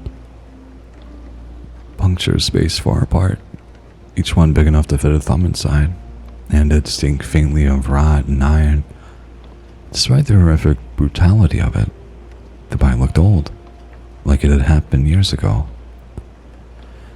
Holy crap, I muttered, my voice barely more than a whisper. That's a brutal bite. A bear? Kevin shrugged, his small shoulders trembling. I didn't see it. It was pitch black out. My dad knocked it off me. Told me to run, so I ran. I ran and ran until I tripped on something. Then I was all alone in the dark. And his voice cracked and I could see tears streaking the grime on his face. I put a hand on his back, trying to ground him. It's okay, Kevin. We're getting you home. Have you found my dad? I hesitated for a moment, not sure if I should tell him about the mauled and partially devoured body near his camp. I didn't want to send him into shock. It could kill him. No, I lied. But we'll find him too, I said with a nervous, uneasy smile. Hesitantly, wanting to change the subject, I asked, what happened to your hair? It fell out, he said flatly, almost like he didn't even recognize how strange it sounded. Like my teeth. He opened his mouth and I froze. Only 6 jagged teeth remained, unevenly scattered across pale, bleeding gums. His skull seemed almost too thin beneath the skin, his eyes wide and hollow, and what should have been the face of a boy looked more like a fragment of something undead. A low, guttural cough shook his small frame, and he closed his mouth. Charles joined us again, frown on his face. "We have a problem," Charles said, rubbing his neck. "We won't get a chopper out until morning. Apparently they're all tied up with other rescues." "Of course," I groaned, rolling my eyes. "So, what's the plan then?" Charles glanced at the GPS. "There's an old cabin about 20 minutes walk from here. We could crash there for the night and wait until morning." I nodded in agreement, then turned to Kevin. "You up for a little more hiking?" The boy managed a weak, toothless grin, and I could see the exhaustion in his eyes, but also a flicker of determination. We moved through the woods. I couldn't help but notice something unsettling. The forest was completely silent. Normally the trails were alive with the chirping of birds and the rustle of small animals in the underbrush, but with Kevin in tow, the world seemed to hold its breath. Silent, watchful, as if the forest itself was wary of him. After what felt like an eternity of trudging through mud and tangled roots, we finally came to a small clearing in spite of the cabin. The wood was gray and rotting, warped from years of neglect, and the roof sagged unevenly. Moss crept up the walls and vines snaked through cracks in the timber. The windows were filthy, letting in thin slivers of fading light. The porch groaned under our weight as we stepped onto it, loose boards threatening to snap. "What's up, me?" "I'll do that in a second." The faint smell of damp wood and mildew wafted out as we opened the door, and the inside was barely larger than a single room. Dust motes swirled in the air, and cobwebs hung from the low ceiling. A single, rickety table leaned precariously in the corner, and an old stove, cold against one wall, fire poker resting in it. Both rusted and unused for decades. It wasn't much, but it would do for the night. And if it didn't fall apart around us first. We pulled a couple of rickety stools instead of the leaning table, opening a few cans of beans for a small dinner. Kevin ate slowly, each spoonful a struggle, his body trembling with every bite. Occasionally, a mouthful would set off a coughing fit that had him doubled over, hacking and sputtering, but he kept going. After supper, we tried to distract ourselves with a game of cards. The cabin creaked around us, the wind rattling the windows, but inside, for a little while, it felt calm. Almost normal. Kevin's eyes still carried the weight of the last few weeks, but for a moment, we laughed softly at a botched hand or a lucky draw. The world outside, with its dangers and horrors, seemed to fade, replaced by the illumination of our flashlights and the faint scent of damp wood. "Well, that was fun," Charles said, then reached into his pack and pulled out the flare gun. He spun it playfully in his hand, grinning. "All right, gentlemen. Who's up for a round of Russian roulette?" We all laughed, the tension of the day slipping away for a moment, replaced by the easy absurdity of exhaustion and bad jokes. Outside, the full moon hung high, its pale light cutting through the grime-smeared window and spilling across Kevin's back. He suddenly stopped mid-laugh, and his smile melted into a blank expression. His eyes went glassy, unfocused, the kind of stare that looks straight through you. Then he pitched forward, rushing violently. "Yahoy, welcome in." That's a wild suggestion to have with a kid. No, it's fine. Realistically, and maybe this says too much about me. It's the kind of joke I would make.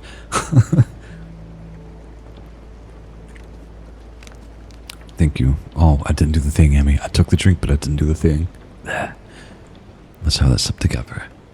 1, 2, 3. We did it. And, okay, we'll do the meow. Nya, nya, nya, nico, nico, ni.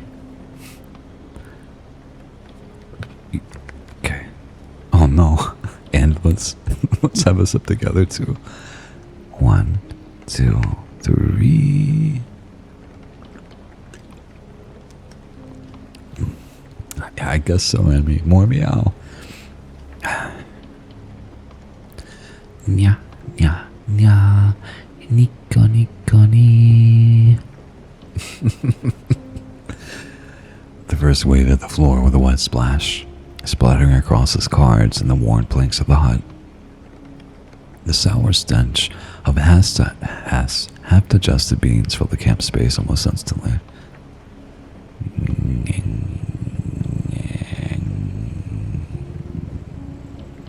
Think you are me? I yelped, scooting back hard off the chair to avoid the spray. You good, man? Charles asked, his voice caught somewhere between concern and disgust, shuffling back with me. I think so, Kevin wheezed, wiping his mouth with the back of his hand. I'm not sure why that He didn't finish. His chest lurched and another violent convulsion racked his frame. The second eruption was worse than the first, and his remaining teeth shot free of his mouth with the bile bouncing and scattering across the cabin's floorboards like thrown dice. Kevin gagged and reached forward again. This time it wasn't beans, but a thick, dark red spray that gushed out like a pulsing arc, splattering across the cards, pulling on the already slick floor until the whole place stank of iron and bile. And then the convulsions hit. His arms snapped tight against his chest, then flowed outwards, legs kicking spasmodically as though he were a puppet jerked by tangled strings. His thin body lowered unnaturally, the sound of joints straining audible even above the sickening wet choke in his throat. The vomit stopped, but the sounds didn't. Now it was a hideous, retching, dry heave, like each one like his body was trying to tear itself apart from the inside. A horrible rasping cough tore up with it, dry and ragged, scraping the air raw as his body seized and bucked on the blood-slicked floor. With each ragged dry heave, something pressed further out of Kevin's toothless mouth, forcing his way into the open. Then, with a rush of dread, I realized what I was seeing. The nose and muzzle of a wolf. He gagged and wrenched his chest, convulsing as more of it slid free, slick with blood and mucus, glistening under the dim light in wet black flashes. At the same time, his frail frame began to swell. The vomit-soaked clothes clung only for a moment before the seam split and fabric tore. The sound sharp and wet as Kevin's expanding body burst free from its restraints, while coarse, bristling hair sprouted in patches across his once hairless back and arms, curling in thick tufts until his once wasted frame was shrouded in a wiry coat. What's up, Captain? Let's have that sip together, buddy. 1, 2, 3. Yeah, pretty good weekend. Hung out in the server, played games, hung out with Eggy, hung out with Isla for a little bit. Pretty cool weekend. It's gonna change from, actually, and what about you? There we go. I almost forgot to ask. How was your weekend, buddy? It's gonna change from pale to an unnatural shade of mottled purple, veins bulging like black quartz beneath the surface. His fingers spasmed, curling and stretching as the bones lengthened, the nails splitting, thickening and hardening into curved talons that scraped grooves into the wood beneath them. Charles shouted something, but the sound barely registered over the thundering of snapping bones, cracks echoing through the room. The boy's body no longer looked frail, no longer human. Every convulsion brought him closer to something else, something that belonged out in the silent woods we'd been walking through. Kevin's body shuddered once more, his chest heaving with ragged, unnatural breaths, each one rattling like wind through broken glass. The thing that had forced itself from his mouth, the wet, snarling muzzle of a beast, hung there, trembling as if tasting the air. His original human jaws remained split unnaturally wide, the angles impossible for any person. The flesh around his lips stretched wide, splitting. He looked at me for a moment, gleaming confused horror in those big brown eyes. Saliva and blood dripped from the new canine mouth, now extended a good 6 inches from Kevin's human one, the brown of the thing slowly becoming visible. The hound's maw was snarling as it emerged with each heave, his entire body convulsed with every inhale, ribs straining with effort. Charles and I pressed ourselves against the cabin's walls, cowering like a pair of tiny rabbits trapped by a predator. I held my knife slightly with trembling hands. Charles wielded the fire poker with one hand and the flare gun in the other, both of us eyes wide with horror. Kevin was blocking the only exit. We were trapped. I couldn't move, my legs nailed to the floor. Kevin's eyes rolled back into nothing but milky whites, and yet tears still streaked down his cheeks, dripping into the gore below. It reached with its new hands and gripped Kevin's human upper and lower jaws. The sound was worse than the sight. A brittle crack snap as Kevin's skull split under the pressure of those monstrous claws, exposing its wolf-like ears. Bits of bone and flesh tore loose, flopping the blood-slick floor with a sickening slap. He shook its head clean, much like a hound would. It stood there, with its head bowed, supporting itself on its knuckles like a primate, breathing slowly, deep and steady. Charles and I pressed ourselves against the far wall, every muscle frozen, terror etched deep into our faces. I prayed, desperately, that it would leap through the door and vanish into the black woods outside, joining whatever other horrors roamed the night. Then it lifted its head to face us. Time turned to ooze. The creature before me was grotesque, a fusion of human and predator, every detail twisted into something nightmarish. His face was elongated and wolf-like, jagged fangs coated in dark congealed blood. Feral amber eyes set deep in its skull, radiating a cold, calculated awareness. Coarse black hair sprouted unevenly across the scalp and face, framing the gaping maw with matted clumps. And its thin, cracked purple skin stretched taut over high cheekbones. A bright red tongue came out to wet its muzzle. Its torso was emaciated, yet unnaturally muscular, sinews flexing under its purple-gray bruised skin. Dark, wiry hair ran down its spine, curling around the shoulders and arms. The arms themselves were grotesquely long, with hands that ended in elongated fingertips with blackened hooked claws. Its knuckles protruded like small, jagged boulders beneath the skin. Its legs mirrored the arms in their monstrous distortion, thin yet strong. The feet were nightmarish hybrids. High arches, thick leathery soles, elongated toes, each tipped with wicked curved claws that scraped and gouged the floor. Veins pulsed beneath the stretched, almost reptilian-like skin, and tufts of coarse hair sprouted along the ankles and shins, connecting to powerful twisted thighs that seemed ready to spring at any moment. Yellow eyes fixed on us, nostrils flaring as it sniffed the stagnant air of the cabin, every motion unnervingly predatory.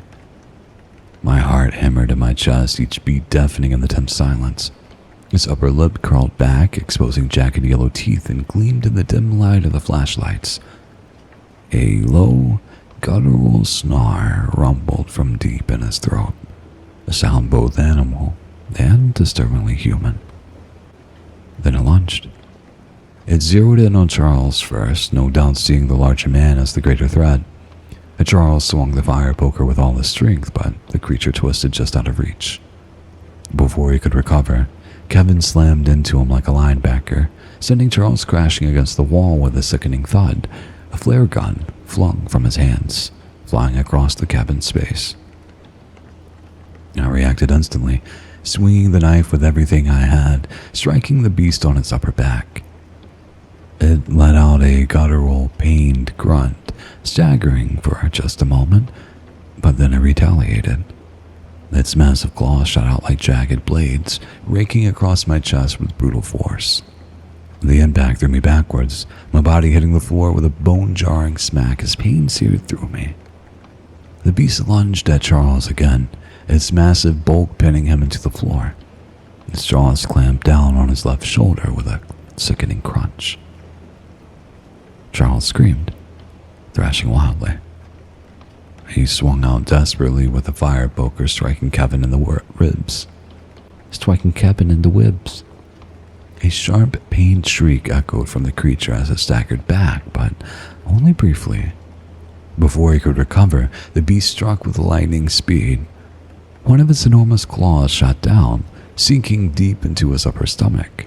Then, with horrifying ease, it dragged the claws towards itself, ripping open Charles's abdomen as effortlessly as unzipping a jacket. Blood sprayed across the floor as Charles cried out. The thing lifted its head towards the ceiling, letting out an ear-shattering cry. It wasn't a wolf's howl. No, it was something far darker. It sounded like a person trying to imitate a wolf, twisted and guttural with a bass that rattled the bones. Then, without warning, it plunged its snout into Charles's open stomach, greedily slurping and tearing at his innards. I forced myself upright, every movement sending jagged pain through my ribs. No doubt some were cracked. My eyes locked onto the nearby object, the flare gun, barely a foot away. Salvation. My only chance. Slowly, agonizingly, I inched toward it. Through my peripheral vision, I saw it twist in my direction, drawn to fresh movement. Its wet breathing echoed through the room as it fixed on me. My hands closed around the flare gun as it just bounced. Its jaws snapped around me, aiming for my neck, dripping with blood. Instinct took over. I threw up my arm to protect my throat. The creature's teeth clamped down on my forearm with bone-crushing force. I felt a sharp crack echo through my arm as pain exploded up my shoulder. Panic surged, but there was no time to think, only to act. A burst of adrenaline shot through me. With my free arm, I aimed the flare gun at the creature's face and pulled the trigger. A blinding red light erupted from the barrel, the flare striking straight into its eye.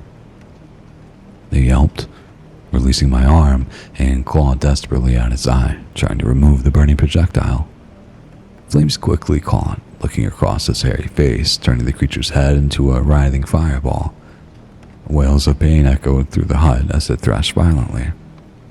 Massive claws slashing at the walls and floor as the flames consumed its head. Smoke filled the tiny room, stinging my eyes and making it hard to breathe. I stumbled backward, gripping the flare gun tighter, my ribs screaming with pain every time I moved. Its wails grew louder, a sickening mix of human and beast echoing off the log walls. Sparks rained down around me as the fire spread, igniting the curtains and scraps of wood. The open doorway loomed ahead. It was now or never. I hobbled forward, each step an effort, and reached the threshold. My hand gripped the door frame and I forced myself to glance back just one last time. The hut was a hellscape. Charles was on his back, dead.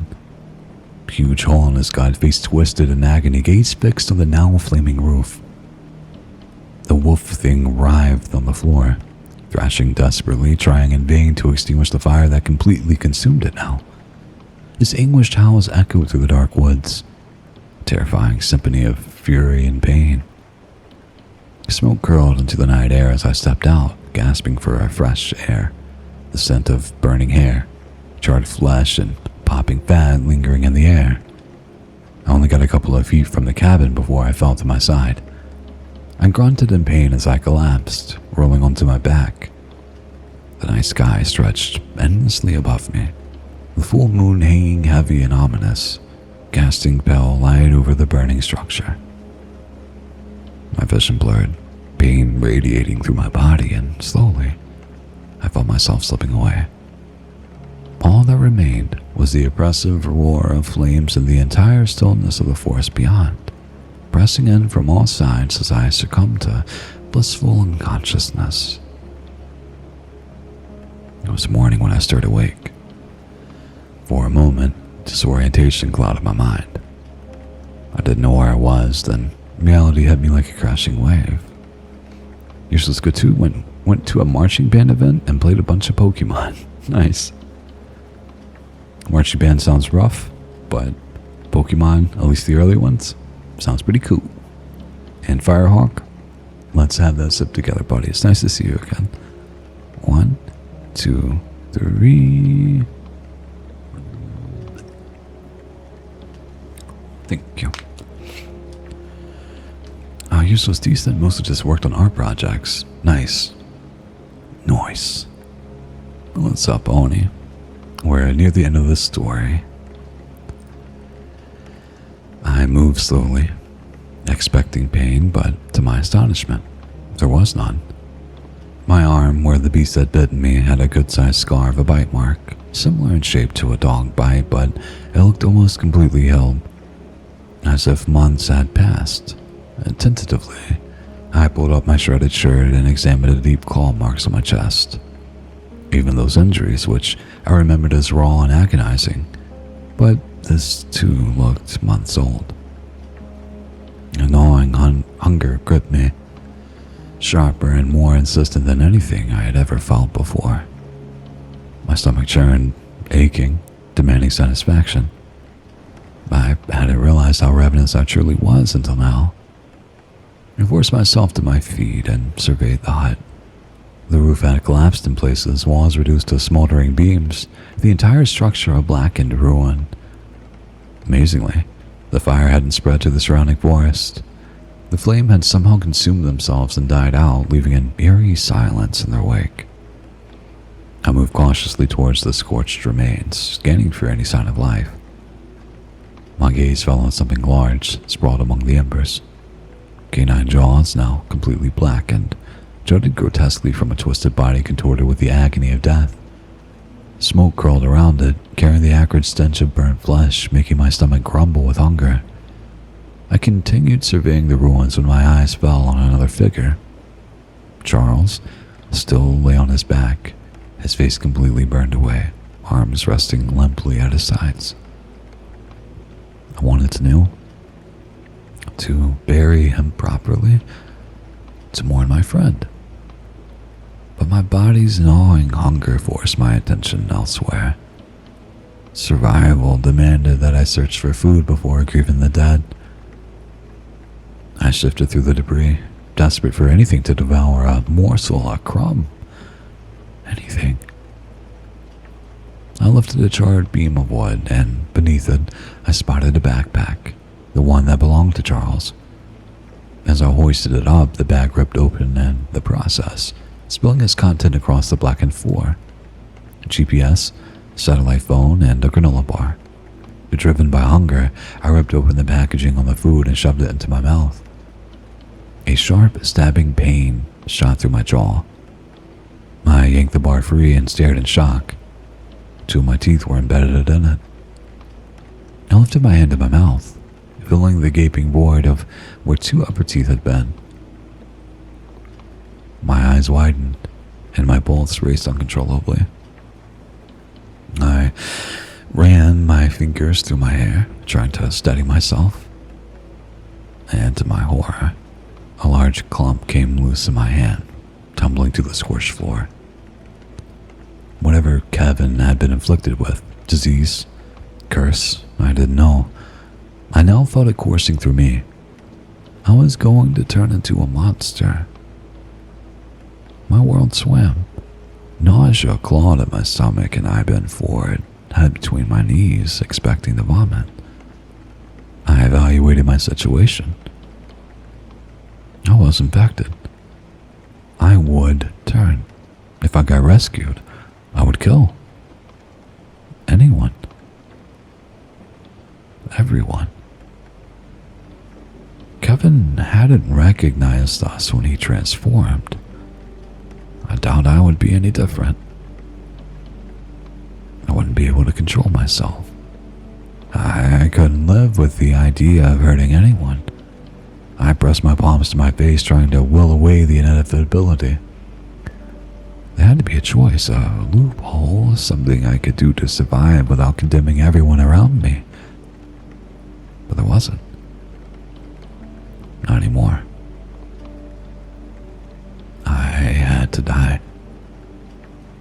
I tried taking matters into my own hands. I found my knife buried in the ruins of the hut. Hovered it over my wrist, commanding myself to slash them open, but my body wouldn't listen. I then thought about hanging as an option, but didn't know how to tie a noose. In the distance, I heard the steady thrum of helicopter blades cutting through the morning air. Sound that made my heart race with dread. They must have followed the smoke from the hut. I couldn't be found. I wouldn't be found. Gripping the satellite phone tight in my hands, I turned and ran, crashing through the underbrush as fast as my legs would carry me deeper into the forest.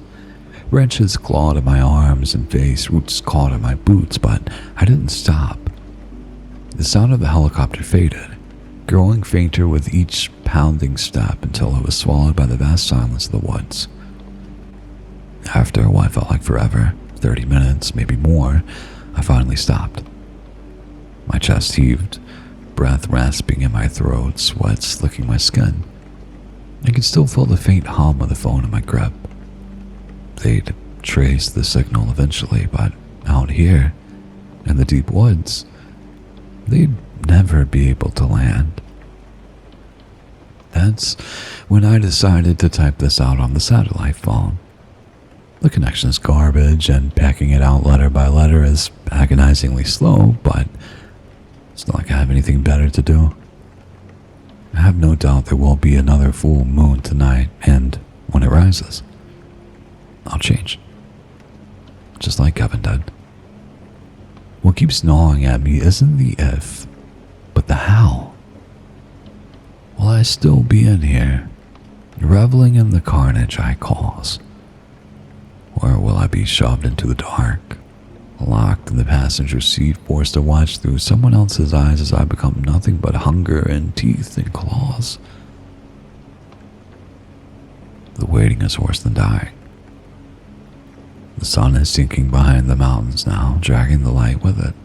Shadows creep across the trees, and with them comes the dread of the inevitability. Night is coming, and with it, the change. I don't think I'll be here in the morning. The beast won't linger. It will hunt. It will wander, sniffing out fresh prey. By the time I wake again, if I wake, I'll be somewhere deep in the wilderness, covered in blood that isn't mine. Maybe if I'm lucky, it will carry me far, far from anyone. Far from towns, from homes, from families. Maybe the only thing it will kill tonight is me. But I doubt I'll get that lucky. Again, I want to emphasize, do not come looking for me. I'm too dangerous now. I don't want to hurt anyone, and I don't want to be found. I'm writing this so there's a record of what happened, and as a warning to anyone who might think about searching for me. Stay away. Please. If you are out here in the woods at night and you hear howling, run. Yay, that was a cool story. I liked it. They did good. So I think that's going to be it for our stream.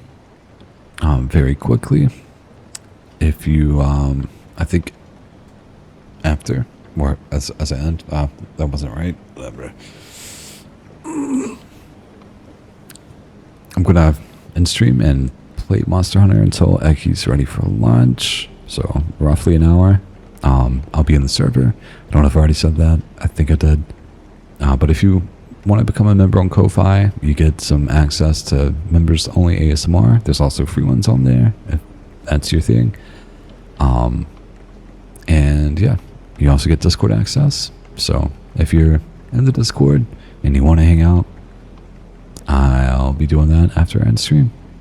As always, thank you guys very much for hanging out and watching stream. I hope it was relaxing. I hope you had a good time. And yeah, I'll see you tomorrow around the same time. Bye bye.